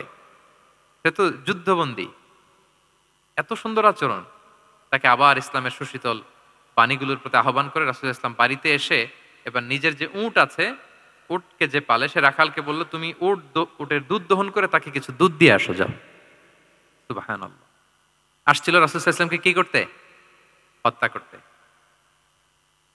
তো তাকে উটের গরম দুধ দিয়ে আসা হলো। সে পেট ভরে খেলো। তৃতীয় দিন এবার রাসূল সাল্লাল্লাহু আলাইহি ওয়াসাল্লাম যে ইসলামের যে ভবিষ্যৎ, ইসলাম মানলে যে জান্নাতে থাকা যাবে, এগুলো সব বললেন, এবং তাকে আরো অনেক মেহমানদারি করলেন, আপ্যায়ন করলেন। ৩ দিন যখন রাসূল সাল্লাল্লাহু আলাইহি ওয়াসাল্লাম ইসলামকে তার সামনে এভাবে প্রেজেন্ট করলেন, আপ্যায়ন করলেন, ভালো আচরণ দেখালেন, সে অবাক হয়ে গেল। আল্লাহ তাআলা তার হৃদয়টাকে নূর দিয়ে আলোকিত করে দিলেন। ৩ দিন পর রাসূল সাল্লাল্লাহু আলাইহি ওয়াসাল্লাম সাহাবীদেরকে ডেকে বললেন, যাও, সুমামা ইবনে উসালের হাত পাগুলো যে রশি দিয়ে বেঁধে রেখেছো ছেড়ে দাও, রশিগুলো খুলে দাও। সাহাবারা বলেন, কি ইয়া রাসূলুল্লাহ, সে তো খুনি, সে সুযোগ পেলেই তো অ্যাসাসিনেট করতো, তার হাতের রশি খুলে দিত, আপনাকে মেরে ফেলবে। আল্লাহ রাসূল সাল্লাল্লাহু আলাইহি ওয়াসাল্লাম বললেন, না, আমি যা জানি তোমরা সেটা জানো না, যেটা বলেছি তাই করো। মসজিদে নববীর পিলারের সাথে তাকে যে বেঁধে রেখেছো, রশি খুলে দাও, হাত পা খুলে দাও। আল্লাহর হাবিব সাল্লাল্লাহু আলাইহি ওয়াসাল্লামের নির্দেশ মোতাবেক সাহাবারা ওনার হাত খুলে দিলেন, পা খুলে দিলেন। সুমামা ইবনে উসাল কারোর সাথে কথা না বলে, তার বাড়ি তো ইয়ামামা, সেখানেও ফিরে গেলেন না, অন্য কোনো শহরেও গেলেন না। তিনি মদিনা থেকে অনতি দূরে একটা খেজুরের বাগান আছে, ওখানে কুয়া আছে, উনি যে ওই কুয়ার পানি দিয়ে গোসল করলেন। গোসল করে পবিত্র হয়ে মসজিদে নববীতে রাসূল সাল্লাল্লাহু আলাইহি ওয়াসাল্লামের কাছে ফিরে আসলেন, আর এসেই ঘোষণা দিলেন, আশহাদু আল্লা ইলাহা ইল্লাল্লাহ ওয়া আশহাদু আন্না মুহাম্মাদার রাসূলুল্লাহ। সুবহানাল্লাহ, সুবহানাল্লাহ। তিনি বললেন যে, আমি সাক্ষ্য দিচ্ছি আল্লাহ ছাড়া কোনো ইলাহ নেই, আরো সাক্ষ্য দিচ্ছি যে মুহাম্মদ আপনি আল্লাহর প্রেরিত বান্দা এবং রাসূল। সুবহানাল্লাহ পড়বেন না সবাই? এবার তিনি বললেন, মুহাম্মদ, আপনার চেহারার চাইতে অপছন্দের চেহারা পৃথিবীতে আর দ্বিতীয়টা আমার কাছে ছিল না, কিন্তু আজকের পর থেকে আপনার চেয়ে প্রিয় চেহারা, আপনার চেহারার চেয়ে প্রিয় কোনো চেহারা আমার কাছে আর নাই। ইসলামের চেয়ে অপছন্দনীয় ধর্ম আমার কাছে আর ছিল না, কিন্তু আজ থেকে ইসলামের চেয়ে পছন্দনীয় কোনো ধর্ম আমার কাছে নাই। মদিনার চেয়ে অপছন্দের শহর আমার কাছে ছিল না, তো আজ থেকে মদিনার চেয়ে কোনো প্রিয় শহর আমার কাছে নাই। সুবহানাল্লাহ। উনি গমের বড় ডিলার ছিলেন, গম ব্যবসা করতেন। উনার থেকে গম নিয়ে মক্কায় মুশরিকরা চলতো। তিনি ঘোষণা দিলেন, আজকে থেকে আমার এলাকার কোনো গম মক্কায় যাবে না। এবার মক্কাবাসী পড়ছে বিপদে, গম ছাড়া তো তারা খেতেও পারবে না। তারা আল্লাহর হাবিব সাল্লাল্লাহু আলাইহি ইসলামের কাছে চিঠি লিখে পাঠালেন যে মুহাম্মদ, তোমার এই যে নতুন অনুসারী সে যদি গম না দেয় আমাদের তো অবস্থা খারাপ, তুমি দয়া করে এই গমের সাপ্লাই আবার যাতে সে চালু করে তুমি একটু বলে দাও। আল্লাহর হাবিব সাল্লাল্লাহু আলাইহি ইসলাম আবার সুমামা ইবনে উসালকে বলে দিলেন, আবার সে সাপ্লাই চালু করলো। সুবহানাল্লাহ বিহামদি। এবং তিনি প্রথম তালবিয়া পাঠ করে ওমরা করেছিলেন, ওনার আগে কেউ এভাবে ওমরা করতে পারেনি। তাহলে দেখেন, আসলো খুনি হয়ে, আসলো কি হয়ে? খুনি হয়ে, আর ফিরে গেল নবী প্রেমিক হয়ে। সুবহানাল্লাহ। এটা কিভাবে সম্ভব হয়েছে? রাসূল সাল্লাল্লাহু আলাইহি ওয়াসাল্লামের উদারতা, ভালোবাসা। ঠিক কিনা বলেন? তাহলে আপনি যদি দাওয়ার কথা বলেন আমাকে, দাওয়া should be full of love. কারণ ভালোবাসা দিয়ে যা জয় করা যায়, কঠোরতা দিয়ে সেটা পারা যায় না। কয়টা গেল? 6টা। আর রইল কয়টা? 4টা। আগ্রহ আছে তো না শোনার? আচ্ছা, 7 নাম্বার হচ্ছে, 7 নাম্বার, রাসূল সাল্লাল্লাহু আলাইহি ওয়াসাল্লাম যদি কাউকে কারেকশন করতে চাইতেন, কখনো তাকে অপমান করতেন না, অন্যের সামনে তার নাম নিতেন না, নাম না নিয়ে তাকে শুধরে দিতেন। এটা দাওয়ার আরেকটা মেথডোলজি। কেউ কোনো ভুল কাজ করলে তার নাম ধরে অন্যের সামনে লজ্জিত করতেন না। আমরা কিন্তু অনেক সময় করে ফেলি, করি না? অন্যের সামনে মানুষকে কারেক্ট করি, এটা ঠিক না। The way he use to correct others, আপনি যদি সিরাতের দিকে তাকান, সুবহানাল্লাহ, কিভাবে উনি অন্যকে কারেকশন দিতেন, নাম উল্লেখ করতেন না। আমরা এটা অনেক ভুল করি। আমি এজন্য খুব দুঃখিত এবং লজ্জিত। আমাদের দাওয়া অঙ্গনে আপনি ইউটিউব খুললে দেখবেন যে অনেক দায়ীরা, এক দায়ী আরেক দায়ীকে তুচ্ছ-তাচ্ছিল্য করছে, তার নাম নিয়ে তাকে ছোট করা, তাকে খারিজ করা, তাকে নাকচ করা, সে জাহান্নামী, সে কাফের, সব ইসলামের ঠিকাদারি উনি একা নিজে নিয়ে বসে আছে, আর বাকি যা আছে সব খারিজ। এইটা রাসূল সাল্লাল্লাহু আলাইহি ওয়াসাল্লামের দাওয়ার সাথে যায় না।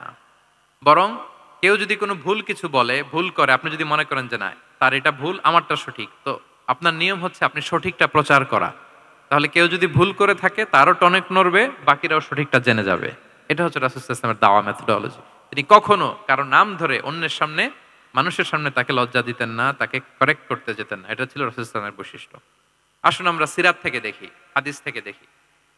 আল্লাহর হাবিব সাল্লাল্লাহু আলাইহি ওয়াসাল্লাম উনি রাতে দিনে কি কি আমল করতেন, গোপন আমল, এগুলো জানার জন্য 3 জন সাহাবী রাসূল সাল্লাল্লাহু আলাইহি ওয়াসাল্লামের স্ত্রীদের কাছে গেলেন। যে জিজ্ঞেস করলেন যে আপনারা আমাদেরকে বলুন যে রাসূল সাল্লাল্লাহু আলাইহি ওয়াসাল্লাম রাতে কি আমল করে, দুপুরে কি আমল করে, বিকেলে কি আমল করে। তো আমাদের আম্মা জানেরা, রাসূল সাল্লাল্লাহু আলাইহি ওয়াসাল্লামের প্রিয়তমা স্ত্রীরা বললেন যে উনি রাতে এরকম তাহাজ্জুদ, দুপুরবেলা এরকম তেলাওয়াত, এই সময় নফল নামাজ, এই সময় এটা এটা এটা করে। আল্লাহর হাবিব সাল্লাল্লাহু আলাইহি ওয়াসাল্লামের পুরো আমলের ফিরিস্তি যখন শোনানো হলো, কাআন্নাহুম তাকাল্লুহা, তাদের কাছে এটা একটা কম মনে হলো পরিমাণে।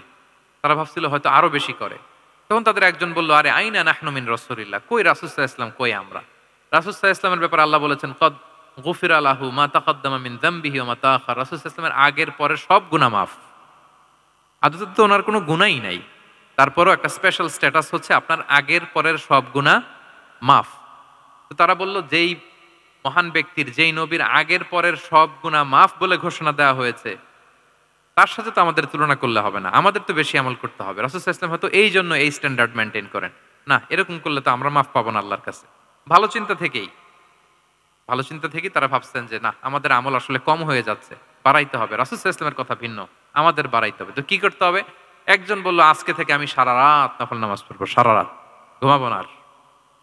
নিয়ত করে ফেলছে আমি সারা রাত নফল নামাজ, এশার পর থেকে যে নফল শুরু হবে ফজর পর্যন্ত, ঘুমটুম নাই। আচ্ছা, গেল। আরেকজন বলল, আমি সারা বছর রোজা রাখবো, কালকে থেকে যে রোজা ধরবো আর ভাঙবো না, সারা বছর। আছে আরেকজন বলল, আমার কয়েকজন স্ত্রী আছে, আমি আর স্ত্রীদের কাছে যাব না, আমি এখন থেকে সন্ন্যাসী, বৈরাগী জীবন যাপন করব, আমি আর কোনো নারীর কাছে যাচ্ছি না।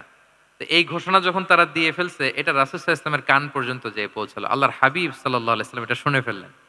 শুনে রাসূল সাল্লাল্লাহু আলাইহি ওয়াসাল্লাম এটা অপছন্দ করলেন, কারণ এটা তো রাইট ট্র্যাক না, ওনারা ভুল করতেছে। তো একটা ভরা মজলিসে রাসূল সাল্লাল্লাহু আলাইহি ওয়াসাল্লাম বললেন, আনতুমুল্লাযীনা কুলতুম কাযা ওয়া কাযা, শুনলাম তোমাদের মধ্যে কে কে নাকি এমন এমন বলছো। সুবহানাল্লাহ। তিনি বলতে পারে, এই আব্দুল্লাহ দাঁড়াও, এই আব্দুর রহমান স্ট্যান্ড আপ, এই দাঁড়াও, তুমি নাকি এটা বলছো, তুমি এটা বললে তো ওনারা লজ্জা পেতেন না, সবার সামনে লজ্জা পেতেন। উনি এটা না করে কাজ হাসিল হয়ে যাচ্ছে, বললেন আনতুমুল্লাযীনা কুলতুম কাযা ওয়া কাযা। অনেক বর্ণনা এরকম পাওয়া যায়, মা বালু আকওয়ামিন ইয়াফআলুনা কাযা ওয়া কাযা, মা বালু আকওয়ামিন ইয়াকুলুনা কাযা ওয়া কাযা। তাদের কি হলো, তারা এমন এমন বলে, তাদের হলোটা কি, তারা এমন এমন বলে, এইভাবে তিনি শুধরে দিতেন। তো তো বললেন তোমাদের মধ্যে কেউ কেউ নাকি এটা বলে এটা বলে, এই ওই তিনজনের তো টনক নড়ে গেছে, আর বাকিরা শুনতেছে। তখন রাসূল সাল্লাল্লাহু আলাইহি ওয়াসাল্লাম বললেন, না, এটা ঠিক নয়। আমি তোমাদের মধ্য থেকে সবচেয়ে বেশি মুত্তাকি, সবচেয়ে বেশি বুজুর্গ। ওয়াল্লাহি ইন্নী লা আখশাকুম লিল্লাহি ওয়া আতকাকুম লাহু। আমি তোমাদের মধ্যে থেকে আল্লাহকে সবচেয়ে বেশি ভয় পাই। বলেন তো রাসূল সাল্লাল্লাহু আলাইহি ওয়াসাল্লামের চেয়ে বেশি আল্লাহকে ভয় পাওয়া কারো পক্ষে সম্ভব? আল্লাহর হাবিব সাল্লাল্লাহু আলাইহি সাল্লামের চেয়ে বেশি মুত্তাকি হওয়া কারো পক্ষে সম্ভব? আমার নবীর চাইতে শ্রেষ্ঠ হওয়া সম্ভব? তার যে স্ট্যান্ডার্ড ইবাদতের, এটারে ছাড়ায় যাওয়া সম্ভব? সম্ভব না। তো তিনি বললেন যে আমি রাত্রিবেলা ঘুমাই আসার পরে, আবার শেষ রাতে তাহাজ্জুদও পড়ি। ঘুমও আছে, নামাজও আছে, ব্যালেন্স। আমি সোম বৃহস্পতিতে রোজা রাখি, সপ্তাহের বাকি দিনগুলোতে খাই। আবার আমার অনেক 9 জন স্ত্রী তো এট এ টাইমে ছিল, আমি স্ত্রীদের সাথে মেলামেশাও করি। তো আমি এগুলো সব ঠিক রেখে আল্লাহর সবচেয়ে প্রিয় মুত্তাকি হইতে সমস্যা হইল না। তোমাদের এত সমস্যা কোথায়? তোমাদের সমস্যা কোথায়? আমার চেয়ে শ্রেষ্ঠ যদি কেউ কিছু করতে চাও, এটা হবে না। আমি হচ্ছি স্ট্যান্ডার্ড। সুবহানাল্লাহ। দেখেন, এইভাবে যখন বললেন, ঠিক করে দিলেন যে তোমরা কে কে জানি এরকম নিয়ত করছো, এটা ভুল করেছো, বরং শুদ্ধ হবে এটা।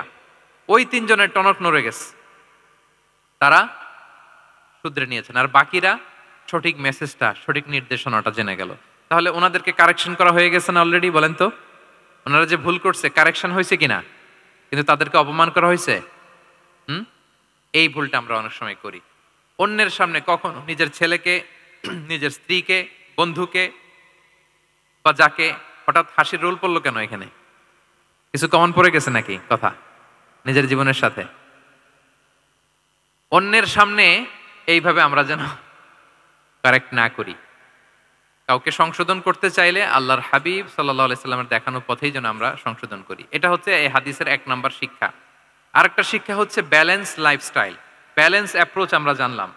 অনেকে মনে করে, আমার পরিচিত কয়েকজন লোক আছে, আমি বলছি তারা থামাইছে কিনা জানি না, আমার কাছে এসে শোনাইতেছে, হুজুর আমি সারা বছর রোজা রাখি। আমি বলছি আপনারা বলছে কে সারা বছর রোজা রাখতে? সারা বছর তো রোজা রাখা নিষেধ, এটাকে সমে বিসাল বলে, এটা নিষেধ। বরং সবচেয়ে বেশি যদি কেউ রাখতে চায়, রাসূল সাল্লাল্লাহু আলাইহি ওয়াসাল্লাম বলছে, তাহলে সাওমুল্লাহি দাউদ, সিয়ামু দাউদ, দাউদ আলাইহিস সালামের রোজা। এর চেয়ে বেশি না। একদিন রাখবা, আরেকদিন ভাঙবা, একদিন রাখবা, আজকে রোজা রাখলে কালকে খাবেন, কালকে রাখবেন না, এরপরের দিন রাখবেন, এরপরের দিন ভাঙবেন। এর চেয়ে বেশি রাখা যায় না। লাগাতার রোজা রাখা নিষেধ। লাগাতার 6 মাস, 5 মাস, সারা বছর অনেকে রোজা রাখে, এটা না জানার কারণে। তাহলে এই যে ইসলামের যে ব্যালেন্স লাইফস্টাইল, এটা আমরা জানলাম। কাউকে কিভাবে শুধরে দিতে হবে, কারেক্ট করতে হবে, কারেকশনের ওয়ে, এটা আমরা জানলাম। আরেকটা হচ্ছে ইসলাম যে the combination of material and spiritual life, এইটার একটা তথ্য আমরা জানলাম যে আপনার এই দুনিয়াও লাগবে, আপনার আখিরাতও লাগবে। আপনি সব ছেড়ে দিয়ে শুধু আল্লাহর রাস্তায় চলে গেলে ওইটা ইসলাম শিখায় নাই। ইসলাম যে আমাদেরকে ফরিয়াদ শিখায়, প্রার্থনা শিখায়, রব্বানা আতিনা ফিদ দুনিয়া হাসানা ওয়া ফিল আখিরাতি হাসানা ওয়া কিনা আযাবান নার। হে আল্লাহ, আপনি দুনিয়াতেও হাসানা দেন, আখিরাতেও হাসানা দেন। আগে চাইছি কোনটা, আখিরাত না দুনিয়া? সবাই বলেন তো, রব্বানা আতিনা ফিল আখিরাতি হাসানা ওয়া ফিদ দুনিয়া হাসানা, এরকম নাকি রব্বানা ফিদ দুনিয়া হাসানা? দেখেন, দুনিয়াটা আগে, দুনিয়াটা আগে। তো ব্যালেন্স, এই ভারসাম্য রাখাটা, আমি আলোচনা শুরুই তো করেছি ওয়াসাতিয়া, মানে ভারসাম্যপূর্ণ। ইসলামের নেচারটা হচ্ছে ব্যালেন্সড অ্যাপ্রোচ। এটা আমরা এই হাদিস থেকে শিখতে পারি। আমাদের অনেকেরই এটাতে ঘাটতি আছে। অনেক জ্ঞানী, অনেক স্কলার, অনেক তার কিছু, কিন্তু তার মধ্যে ভারসাম্য এবং পরিমিতি বোধ নাই। পরিমিতি বোধ, ভারসাম্য, ব্যালেন্স লাইফস্টাইল, এটা অনেকে অ্যাডপ্ট করতে পারে না। এটা বছরের পর বছর সাধনা করতে হয়, অ্যাডপ্ট করে নিতে হয় নিজের সাথে। তাহলে 7 নাম্বার হচ্ছে, কাউকে শুধরে দিতে চাইলে আপনি কিভাবে শুধরে দিবেন, এটা আমরা জানলাম। তাকে সবার সামনে লজ্জা দিয়ে শুধরে দেওয়া যাবে? তাহলে কৌশলে তাকে শুধরে দিতে হবে। পারা যাবে তো ইনশাআল্লাহ? কয়টা গেল? 8 নাম্বার। 8 নাম্বার হচ্ছে, এটা দায়ীদের জন্য অনেক বড় রিমাইন্ডার। সেটা হচ্ছে, আমরা যে দাওয়া দেই, এটা খেয়াল রাখতে হবে। আমি যা বলি ওটা সবার আগে অ্যাপ্লাই করতে হবে নিজের মধ্যে। আমরা অনেক সময় এটা করে ফেলি যে ভালো একটা হাদিস শুনলে, কোরআনের আয়াত শুনলে, একটা কিছু শুনলে মনে করি যে এগুলো এই সবার জন্য, মানে এটা বাদ, এখান থেকে শুরু, লাইনটা এখান থেকে শুরু, এইখান থেকে যারা আছে এই সবাই এগুলো পালন করবে, আমি এটার বাইরে। দেখবেন যার সাথেই কথা বলেন তার কোনো সমস্যা, তার দোষ, তার কিভাবে সেলফ ডেভেলপমেন্ট, আত্মোন্নয়ন, আত্মশুদ্ধি, শুদ্ধাচার, এগুলো নিয়ে কথা নাই। খালি বলেই যে কি সমস্যা রে ভাই সমাজে, জানেন শেষ হয়ে গেল দেশটা। তারপর রাজনীতিতে সমস্যা, সমাজে সমস্যা, হুজুরদের মধ্যে সমস্যা, ওদের মধ্যে সমস্যা, শুধু সমস্যা, মানে উনি সব জায়গায় সমস্যা দেখতে পায়। কিন্তু বেসিকলি আপনি যখন সমস্যা নিয়ে কথা বলবেন, সবার আগে খেয়াল করতে হবে যে ওই সমস্যায় আমি আক্রান্ত কিনা। আমরা কেন যেন অন্যকে কাঠগড়ায় দাঁড় করাতে বেশি পছন্দ করি, কিন্তু নিয়ম হচ্ছে নিজেকে বারবার কাঠগড়ায় দাঁড় করানো, যে আমি ঠিক করতেছি কিনা, আসলে আমার মধ্যে শুদ্ধাচার আছে কিনা, আমার লেনদেন ঠিক আছে কিনা, আমি আমার মধ্যে সততা আছে কিনা, do I live a decent life, আমি যা বলি আমি তা করি কিনা। এটা অনেক সময় আমরা ভুলে যাই। আমরা যা বলি সেটার জন্য আগে আমরা নিজে আমল করতে পারি। আল্লাহ তৌফিক দান করুক। আল্লাহ তাআলা বলছেন, ইয়া আইয়ুহাল্লাযীনা আমানু লিমা তাকুলুনা মা লা তাফআলুন। কেন তুমি সেটা বলো যেটা তুমি করো না? কেন সেটা বলো? তো আমরা যদি দাওয়া কাজ করতে চাই, আমি যে দাওয়াটা দিব বা নাসিহাত দিব বা বার্তাটা রাখবো, সবার আগে যেন এটা নিজের দিকে, ওই তীর যেন নিজের দিকে থাকে, যে না এটা আগে তোমার জন্য, আগে তুমি পালন করো, পাশাপাশি এটা সবার জন্য, এটা যেন আমরা করি। আল্লাহর হাবিব সাল্লাল্লাহু আলাইহি ইসলামের জীবনে যদি আমরা দেখি তাহলে দেখবো উনি যা বলতেন ওইটা নিজে আগে বেশি করতেন। আল্লাহু আকবার। উনি ইবাদতের কথা বলতেন, আল্লাহর সামনে নিজেকে সঁপে দেওয়ার কথা বলতেন। আর নিজেকে কিভাবে সঁপে দিতেন দেখেন, তিনি যখন দোয়া করতেন নিজেকে ছোট করতে করতে তিনি আল্লাহরে বলতেন, আল্লাহুম্মা ইন্নী আবদুক ওয়াবনু আবদিক ওয়াবনু আমাতিক নাসিয়াতি বিয়াদিক। হে আল্লাহ, আমি আপনার দাস। আল্লাহ, আমি দাসের ঘরের দাস, দাসীর ঘরের দাস। মানে আমার পিতা আব্দুল্লাহ আপনার দাস, আমার মা আমিনা আপনার দাসী, তো আমরা সবাই আপনার গোলামের ঘরের গোলাম। এর চেয়ে তুচ্ছ, ছোট, নগণ্য করে কি আর আল্লাহর সামনে নিজেকে পেশ করা যায় বলেন? এরপর তিনি বলতেন, নাসিয়াতি বিয়াদিক। আল্লাহ, আমার মাথার চুলের ঝুঁটি আপনার হাতের মুঠোয়। মাথার চুলের ঝুঁটি হাতের মুঠোয় মানে কি? আপনি ডানে টান দিলে আমি ডানে যেতে বাধ্য, আপনি বাঁয়ে টান দিলে মানে আমার আর কিছু নেই, আল্লাহ সব সঁপে দিলাম আপনার কাছে। কিভাবে নিজেকে তিনি সঁপে দিতেন? তাহাজ্জুদের সালাতে যখন রাতে দাঁড়াতেন, আম্মা জান আয়েশা রাদিয়াল্লাহু তাআলা আনহা বলেন, দাঁড়িয়ে থাকতে থাকতে পা দুইটা ফুলে যেত এরকম, হাত্তা তাতাফাত্তারা কদামা। খুব কষ্ট হতো আল্লাহ রাসূল সাল্লাল্লাহু আলাইহি ওয়াসাল্লামের। আম্মা জান আয়েশা বলতেন, ইয়া রাসূলুল্লাহ ক্বাদ গুফিরা লাকা মা তাকাদ্দামা মিন যামবিকা ওয়া মা তাআখার। আল্লাহ তো বলেছেন আপনার সব গুনাহ মাফ। গুনাই তো নাই, তাও ঘোষণা সব গুনাহ মাফ। এত কষ্ট নিজের দেহের উপর নিজে কেন দেন? আল্লাহর হাবিব সাল্লাল্লাহু আলাইহি ওয়াসাল্লাম বলতেন, আফালা উহিব্বু আন আকুনা আবদান শাকুরা। হ্যাঁ আয়েশা, এটা ঠিক আল্লাহ আমাকে মর্যাদা দিয়েছেন, কিন্তু আমি কি শুকরগুজার বান্দা হতে চাইবো না? আল্লাহর নেয়ামতে যে আমি ভেসে বেড়াই, আল্লাহর নেয়ামতে যে আমি বেঁচে আছি, আল্লাহর অনুগ্রহের কারণে যে আমার এত সম্মান, সে আল্লাহর প্রতি আমি কি নিজেকে পেশ করব না? আফালা উহিব্বু আন আকুনা আবদান আমি কি শুকরগুজার হব না? আমার রোলটা তো আমাকে প্লে করতে হবে, আমাকে তো উজাড় করে আমার রবের সামনে আমাকে উপস্থাপন করতে হবে। দেখেন, শুধু বলতেন না, করে দেখাতেন। রাতের সালাতে যখন কিয়ামুল লাইল করতেন, কাঁদতে কাঁদতে দাড়ি ভিজে যেত, কাঁদতে কাঁদতে হাত্তা বাল্লাল আরদা হাত্তা বাল্লা লিহিয়াতাহু হাত্তা বাল্লা হাজারাহু, কাঁদতে কাঁদতে জুব্বা ভিজে যেত। সিজদায় পড়ে যখন থাকতেন কাঁদতে কাঁদতে জমিন ভিজিয়ে ফেলতেন আল্লাহর হাবিব সাল্লাল্লাহু আলাইহি ওয়াসাল্লাম। এভাবে নিজেকে আল্লাহ তাআলার সামনে পেশ করতেন। তো আমরা যারা দাওয়া অঙ্গনে কাজ করি, এটা খুব পিচ্ছিল পথ, এটা খুবই পিচ্ছিল। আমাদের খেয়াল রাখতে হবে যে আমি যা বলি এটা আমি করি কিনা। এটা দায়ীদের জন্য চ্যালেঞ্জিং। সে নিজে একটা ডিসেন্ট লাইফ লিড করা, তার নিজের মধ্যে সততা থাকা, নৈতিকতা থাকা, মোরালিটি, এথিক্স, ভ্যালিউজ নিয়ে যে আমরা বলি, ওই ভ্যালিউজের প্র্যাকটিস যেন আমাদের মধ্যে থাকে। আল্লাহ তাআলা আমাদেরকে তৌফিক দান করুক, আমরা পড়ি আমিন। ৯ নম্বরে হচ্ছে কনসিডারেট হওয়া। রাসূল সাল্লাল্লাহু আলাইহি ওয়াসাল্লাম খুবই কনসিডারেট ছিলেন। এটা খুব গুরুত্বপূর্ণ, খেয়াল করে শুনুন। কনসিডারেট মানে খুব উচ্চ বিবেকবোধ সম্পন্ন ব্যক্তিত্ব, খুব বিবেকবোধ সম্পন্ন। আমাদের অনেকের মধ্যে এটা, আমাদের অনেকের সেন্স কাজ করে না। আল্লাহর হাবিব সাল্লাল্লাহু আলাইহি ওয়াসাল্লাম, he was a man of 6 senses. 6টা সেন্স ওনার কাজ করতো। সুবহানাল্লাহ, সুবহানাল্লাহ। কথা বলতেছেন, ওদিকে কি হচ্ছে, ওদিকে সব একসাথে এট এ গ্ল্যান্সে তিনি মেইনটেইন করতেন। সুবহানাল্লাহ বিহামদি। তো এই উচ্চ বিবেকবোধ সম্পন্ন হইতে হবে দায়ীদের। রাসূল সাল্লাল্লাহু আলাইহি ওয়াসাল্লাম একবার নামাজ পড়াচ্ছেন, পিছনে বাচ্চার কান্নার আওয়াজ, নামাজ ছোট করে দিয়েছেন। একেবারে ছোট, শর্ট করে সিজদা, রুকু, মানে যতটুকু না হলেই না, অতটুকু করে নামাজ শেষ। জিজ্ঞেস করা হলো কেন? বললেন যে আমি দেখলাম একটা ছোট বাচ্চা কাঁদছে, এই বাচ্চার মায়ের বোধহয় খুব কষ্ট হয়ে যাচ্ছে পেছনে। বাচ্চাটাকে সামলাতে মহিলাদের প্রেয়ার হলে মাটার বোধহয় খুব কষ্ট হচ্ছে, এজন্য আমি নামাজটা একটু শর্ট করে দিয়েছি। সুবহানাল্লাহ। আমরা নামাজে দাঁড়ালে দিন দুনিয়ার হুঁশ নাই, কি হচ্ছে না হচ্ছে না, আপনার সব খেয়াল রাখতে হবে। কি হচ্ছে, you are a leader, you are a দাঈ, আপনাকে এটা খেয়াল রাখতে হবে। রাসূল সাল্লাল্লাহু আলাইহি ওয়াসাল্লাম এরকম উচ্চ বিবেকবোধ সম্পন্ন লোক ছিলেন। মুআয ইবনে জাবালকে এক জায়গার মদিনার পাশেই ইমাম করে পাঠালেন, ইমাম। তো ওই এলাকার মুসল্লিরা ছিলেন শ্রমজীবী। কি জীবী? শ্রমজীবী। ওনারা উট দিয়ে পানি নিয়ে খেজুর গাছে পানি সেচ দিত তারা, খুব কষ্ট করে সারাদিন। তো উনি মাগরিবের নামাজে একদিন নামাজ শুরু করলেন, আল্লাহু আকবার বলে সূরা ফাতিহার পরে উনি সূরা বাকারা শুরু করলেন। কোন সূরা? কোরআনের সবচাইতে ছোট সূরা নাকি? হ্যাঁ, আয়াত কত? সবচাইতে বড় সূরা।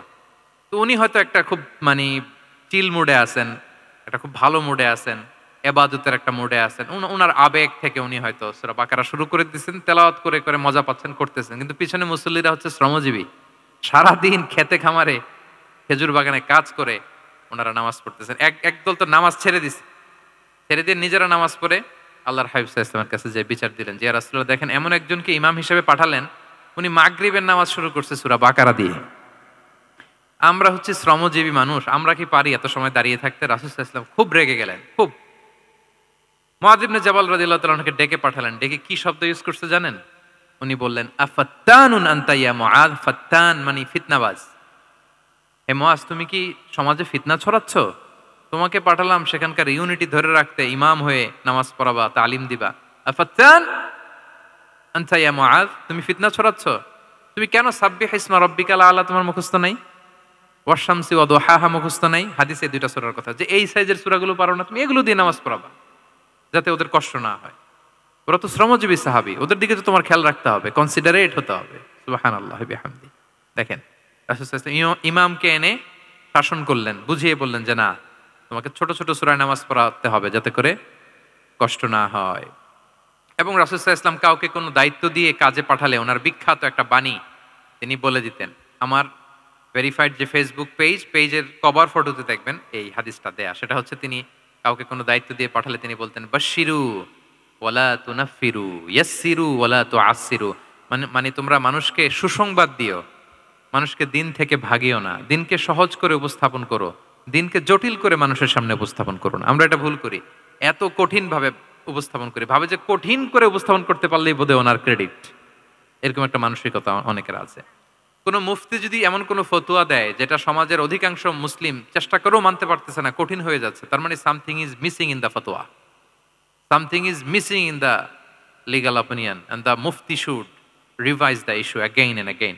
তাকে আরো মুফতিদের সাথে রিভাইজ করতে হবে, আরো কিভাবে জীবন ঘনিষ্ঠ করে মাসালাটা দেয়া যায়, তাকে এটা ভাবতে হবে।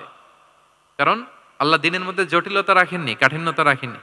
আমরা দিনকে কঠিনভাবে মানুষের কাছে উপস্থাপন করি, মানুষকে ভয় দেখাই, আমরা হতাশ করি, দিন থেকে ভাগাই। রাসূল সাল্লাল্লাহু আলাইহি ওয়াসাল্লাম বলেছেন, খবরদার দিন থেকে ভাগিও না, সহজ করে মানুষের কাছে উপস্থাপন করো, দিনকে জটিল করে মানুষের কাছে উপস্থাপন করবে না। তো তাহলে কনসিডারেট ছিলেন রাসূল সাল্লাল্লাহু আলাইহি ওয়াসাল্লাম, খুব উচ্চ বিবেক বোধ সম্পন্ন ব্যক্তি ছিলেন। একবার মাগরিবের সালাতে অথবা এশার সালাতে হাদিসে এসেছে যে ইহদা সলাতাইল ইশা মানে মাগরিব অথবা এশায় হাসান হুসাইন রাদিয়াল্লাহু তাআলা আনহুমাকে নিয়ে তিনি নামাজে গেলেন। নামাজের এক পর্যায়ে সেজদারত অবস্থায় ওনার নাতি হাসান রাদিয়াল্লাহু তাআলা আনহু ওনার কাঁধের উপরে চেপে বসলেন, দীর্ঘ সেজদা দিলেন।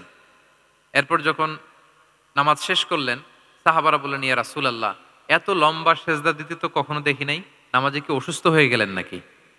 অথবা নামাজ চলা অবস্থায় কি কোরআনের আয়াত নাজিল হলো নাকি? রাসূল সাল্লাল্লাহু আলাইহি ওয়াসাল্লাম বললেন, কুল্লু যালিকা লাম ইয়াকুন, একটাও না, বরং ওয়ালাকিন নাবনি ইরতাহালানি, আমার নাতি আমার কাঁধে উঠছিল। ফাকারিহতু আন উআজ্জিলাহু হাত্তা ইয়াকদিয়া হাজাতা, আমি সেজদায় উঠতে গেলেই তো ও যে খেলতেছে এটা ডিস্টার্ব হয়ে যাবে, তো ওর যতক্ষণ না ওর খেলা শেষ না হয় আমি একটু ওয়েট করতেছিলাম। তার খেলাধুলা শেষে তার সময় যখন হয়েছে, নেমে গেছে, আমি তখন সেজদা থেকে মাথা উঠিয়েছি। কি কনসিডারেট ছিলেন দেখেন, কি উচ্চ বিবেক বোধ সম্পন্ন, অন্যের যাতে কষ্ট না হয়, অন্যের যে কোনো কনসার্ন, এগুলো সব তিনি খেয়াল রাখতেন। তো দাঈদের এরকম সিক্স সেন্সের অধিকারী হওয়ার চেষ্টা করতে হবে। আল্লাহ তাআলা আমাদেরকে তৌফিক দান করুক। কয়টা গেল? 9টা। আর একটা সর্বশেষ, এটা খুব গুরুত্বপূর্ণ, আপনাদের সাথে খুবই রিলেভেন্ট, মনোযোগ দিয়ে শুনুন। সেটা হচ্ছে প্রপার টাইমিং ফর দাওয়া। দাওয়ার জন্য টাইমিংটা খুব গুরুত্বপূর্ণ। টাইমিং ইজ প্রপার টাইমে যদি দেন, ওটা ক্লিক করবে, ওটা স্পার্ক করবে। আর যদি সময় মতো না হয়, ওটা কাজ করবে না। প্রপার টাইমে প্রপার দাওয়াটা দিতে হয়, সঠিক সময়ের অপেক্ষা করা, যখন সেই সময়টা আসছে তখন দাওয়া দেওয়া। বুঝতে পেরেছেন না ব্যাপারটা? একটা ছোট্ট উদাহরণ দেই।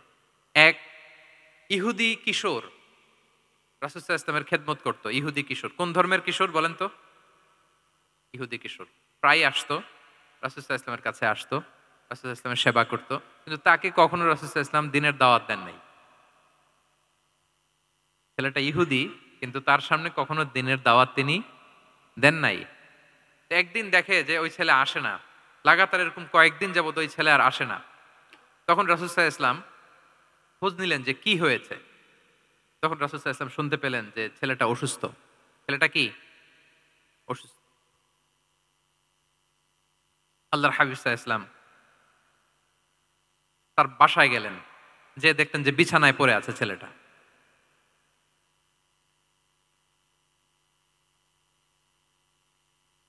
যেয়ে দেখলেন যে ইহুদি ছেলেটা বিছানায় পড়ে কাতরাচ্ছে, পাশে ছেলেটার বাবা। রাসূল সাল্লাল্লাহু আলাইহি ওয়াসাল্লাম তার মাথায় হাত বুলিয়ে দিলেন, তার খোঁজ খবর নিলেন। এবার রাসূল সাল্লাল্লাহু আলাইহি ওয়াসাল্লাম বললেন, আসলিম, মানে ইসলাম ধর্ম গ্রহণ করো। ফানাযারা ইলা ওয়াজহি আবি, ইহুদি ছেলেটা তার বাবার চেহারার দিকে তাকালো যে দেখি আব্বা কি বলে। বাবা যেহেতু দাঁড়ায় আছে। ফানাযারা ইলা ওয়াজহি আবি, বাবার চেহারার দিকে মুমূর্ষু ছেলেটা বাবার চেহারার দিকে তাকালো। তো বাবা বলল, আতি আবুল কাসিম, মানে আবুল কাসিম যা বলে তাই শোনো। রাসূল সাল্লাল্লাহু আলাইহি ওয়াসাল্লামের বড় ছেলের নাম ছিল কাসিম, ফলে ওনাকে আবুল কাসিম বলে মদিনাতে ডাকা হতো। আমাদেরও তো বড় ছেলে বা বড় মেয়ের নাম ধরে ডাকে না? ধরেন যে আপনার বড় ছেলের নাম আব্দুল্লাহ, তো আপনারা বলে আব্দুল্লাহর বাবা। রাসূল সাল্লাল্লাহু আলাইহি ওয়াসাল্লামকে মদিনায় বলা হতো কাসিমের বাবা। তো ছেলেটা যখন বাবার চেহারার দিকে তাকালো, বাবা বলল, আতি আবুল কাসিম, তুমি আবুল কাসিমের অনুসরণ করো, যা বলে তাই শোনো। ছেলেটা তখন পড়তে আরম্ভ করলো, আশহাদু আল্লা ইলাহা ইল্লাল্লাহ ওয়া আশহাদু আন্না মুহাম্মাদুর রাসূলুল্লাহ, মানে মুসলিম হয়ে গেল। রাসূল সাল্লাল্লাহু আলাইহি ওয়াসাল্লাম ইহুদিদের ঘর থেকে বের হয়ে আসলেন আর বললেন, আলহামদুলিল্লাহিল্লাযী আনকাযাহু মিনান নার, বুখারীর বর্ণনা। প্রশংসা সে আল্লাহর, যে আল্লাহ এই ছেলেটিকে জাহান্নাম থেকে মুক্তি দিয়ে জান্নাতি বানিয়ে নিল। দেখেন, রাসূল সাল্লাল্লাহু আলাইহি ওয়াসাল্লাম একটা প্রপার টাইমিং এর অপেক্ষা করতেছিলেন। এতদিন রাসূল সাল্লাল্লাহু আলাইহি ওয়াসাল্লামের ঘরে যে ইহুদি কিশোর খেদমত করে, কাজ করে দিয়ে আসে, একদিনও দাওয়াত দেয় না। রাসূল সাল্লাল্লাহু আলাইহি ওয়াসাল্লাম একটা ভালো সময় খুঁজতেছিলেন। শুরুতেই যদি দাওয়াত দেয়, ওই ছেলে আশাই বন্ধ করবে, ভাববে খাইছে, আমার তো ধর্মান্তরিত করতে চায়। ঠিক কিনা বলেন? যে আমার একটা ফেইথ আছে, সে তো আমার ফেইথ কেড়ে নিতে চায়, বা তার বাবাও ভয় পাবে। রাসূল সাল্লাল্লাহু আলাইহি ওয়াসাল্লাম যখন অনেকদিন তার সাথে মিশলেন, রাসূল সাল্লাল্লাহু আলাইহি ওয়াসাল্লামের ব্যক্তিত্ব, রাসূল সাল্লাল্লাহু আলাইহি ওয়াসাল্লামের কথা বার্তা, আচরণ, মানসিকতা সব দেখে যখন এই ইহুদি ছেলে, তার বাবা ইমপ্রেসড, এবং ছেলেটা শুয়ে আছে বিছানায় মুমূর্ষ, এই প্রপার একটা টাইমিং এর অপেক্ষায় রাসূল সাল্লাল্লাহু আলাইহি ওয়াসাল্লাম ছিলেন। যখনই সেই সময়টা এসেছে, রাসূল সাল্লাল্লাহু আলাইহি ওয়াসাল্লাম দাওয়াত দিলেন, মুহূর্তের মধ্যে ক্লিক। আল্লাহু আকবার। এই প্রপার টাইমিং এর অপেক্ষা আমাদেরকে করতে হবে। এই সুযোগটা কিন্তু আপনাদের আছে। আমি শুরুতেই বলেছি যে ডক্টরস যারা, তাদের কাছে মানুষ কখন আসে? সুদিনকালে না দুর্দিনকালে? বলেন, তার বিপদ এর চেয়ে বড় বিপদ নাই। ক্যান্সার নিয়ে আসছে, ডায়াবেটিক্স নিয়ে আসছে, অসুস্থ, অসহায়, মানে ভাবখানা এমন, আপনি ছাড়া তার আর কোনো গতি নাই। ঠিক কিনা বলেন?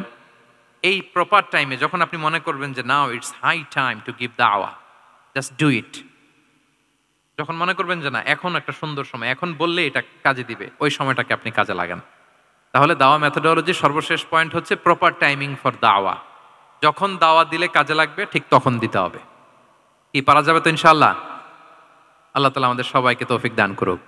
তাহলে প্রিয় ভাইয়েরা, আমি একটু রিভাইজ করি আপনাদের সাথে কি কি নিয়ে কথা বললাম। প্রথমে আমরা বলেছি যে আমাদের মধ্যমপন্থী হইতে হবে। বাড়াবাড়িও করা যাবে না, ছাড়াছাড়িও করা যাবে না। আমরা কোথায় থাকবো? মাঝামাঝি, মাঝামাঝি। এরপরে আমরা বললাম ওরাল দাওয়ার চেয়ে প্র্যাকটিক্যাল দাওয়া, লিভিং দায়ী হইতে পারলে ওইটার ইফেক্ট অনেক বেশি। এরপর আমরা আল্লাহর হাবিব সাল্লাল্লাহু আলাইহি ওয়াসাল্লামের সিরা এবং সুন্নাহ থেকে 10টা মেথোডোলজি, দাওয়া মেথোডোলজি আলোচনা করেছি। তার প্রথমটা ছিল ভেরি সফট এন্ড মাইল্ড, দাওয়া ল্যাঙ্গুয়েজটা সফট এন্ড মাইল্ড হতে হবে। 2 নাম্বার, কোশ্চেন থ্রো করতে হবে অ্যাটেনশন ড্র করার জন্য। 3 নম্বরে, visual explanation to make the দাওয়া মোর ইফেক্টিভ এন্ড প্রোডাক্টিভ।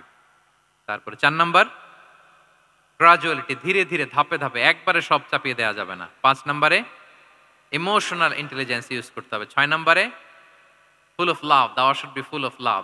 7 নম্বরে, কাউকে শুধরে দিতে চাইলে লজ্জা দিয়ে অন্যের সামনে শুধরে দিতে দেওয়া যাবে না। রাসূল সাল্লাল্লাহু আলাইহি ওয়াসাল্লাম যেভাবে শিখিয়েছেন ওইভাবে কারেক্ট করতে হবে। 8 নম্বরে, দাওয়া should be applied in yourself, আগে নিজের মধ্যে। 9 নম্বরে, কনসিডারেট হইতে হবে, উচ্চ বিবেকবোধ সম্পন্ন। আচ্ছা, 10 নম্বরে, প্রপার টাইমিং, ঝোপ্প যে কোপ, বাংলা একটা কথা বলে না, কি বলে? ঝোপ্প যে, তার মানে সময় মতো, সময়ের 1 ফোর, অসময়ের সময় মতো যখন আপনি মনে করবেন it's high time to give দাওয়া, ডু ইট, এটা করেন। এইভাবে আল্লাহ রাসূল সাল্লাল্লাহু আলাইহি সাল্লামের দাওয়া মেথোডোলজি ফলো করে যদি আমরা দাওয়া কাজ করি, দাওয়াটা প্রোডাক্টিভ হবে এবং খুব ইফেক্টিভ হবে। আশা করি আল্লাহর হাবিব সাল্লাল্লাহু আলাইহি ইসলামের এই যে দাওয়া মেথোডোলজি এবং এটা কিভাবে আমাদের সাথে রেলেভেন্ট হতে পারে, কিভাবে এটাকে আমরা ইফেক্টিভ করতে পারি আর প্রোডাক্টিভ করতে পারি, এ ব্যাপারে আপনারা একটা মোটামুটি ধারণা পেয়েছেন। কি বলেন? ধারণা পেয়েছেন তো? এগুলো এপ্লাই করবেন তো সময় মতো? ইনশাআল্লাহ। আল্লাহ তাআলা আমাদের সবাইকে কথাগুলো বুঝার ও আমল করার তৌফিক দান করুক। আমি আবারও আ মেডিকেল দাওয়া সোসাইটিকে ধন্যবাদ জানাই। ইনশাআল্লাহ পরবর্তীতে আরো যদি এরকম কোনো প্রোগ্রাম হয়, সুযোগ হলে আমরা আবারও অ্যাটেন্ড করব, আবারও কথা বলব। আবারও আমরা দাওয়ার বিভিন্ন খুঁটিনাটি বিষয় নিয়ে হাতে কলমে দেখার এবং শেখার চেষ্টা করব ইনশাআল্লাহ। সম্মানিত সুধী, এখানে আমি শুনেছি আমাদের সত্যায়নের একটা স্টল এসেছে, যেখান থেকে আমার রিসেন্টলি এবছরের একটা বই এসেছে, 'এক নজরে কোরআন'। কোরআনের ১১৪ সূরার সার নির্যাস আমরা তুলে ধরার চেষ্টা করেছি। বইটা এখান থেকে কিনা যাবে না। উনারা আ জাস্ট দেখানোর জন্য ১০ টা কপি এনেছে। আপনারা শুরুতে যেয়েই যদি ১০ জন কিনে ফেলেন, তাইলে বাকিরা বঞ্চিত হবে। এজন্য আমি ওদেরকে বলে দিয়েছি বিক্রি করবা না। বিক্রি করা যাবে না। কারণ হাজার, হাজার লক্ষ, লক্ষ মানুষ প্রি অর্ডার করে রেখেছে। ওগুলো সাপ্লাই দিতেই পাবলিশারদের অবস্থা খারাপ। আমি চাইবো যে আপনারা বইটা একটু ধরে নেড়ে-চেড়ে দেখে যাবেন যে আমরা কি করেছি আপনাদের জন্য। কোরআনের ১১৪ টা সূরার সারমর্ম জিস্ট আমরা খুব সহজে নিয়ে আসার চেষ্টা করেছি। আশা করি পরবর্তীতে যদি কালেক্ট করেন আপনারা উপকৃত হবেন ইনশাআল্লাহ।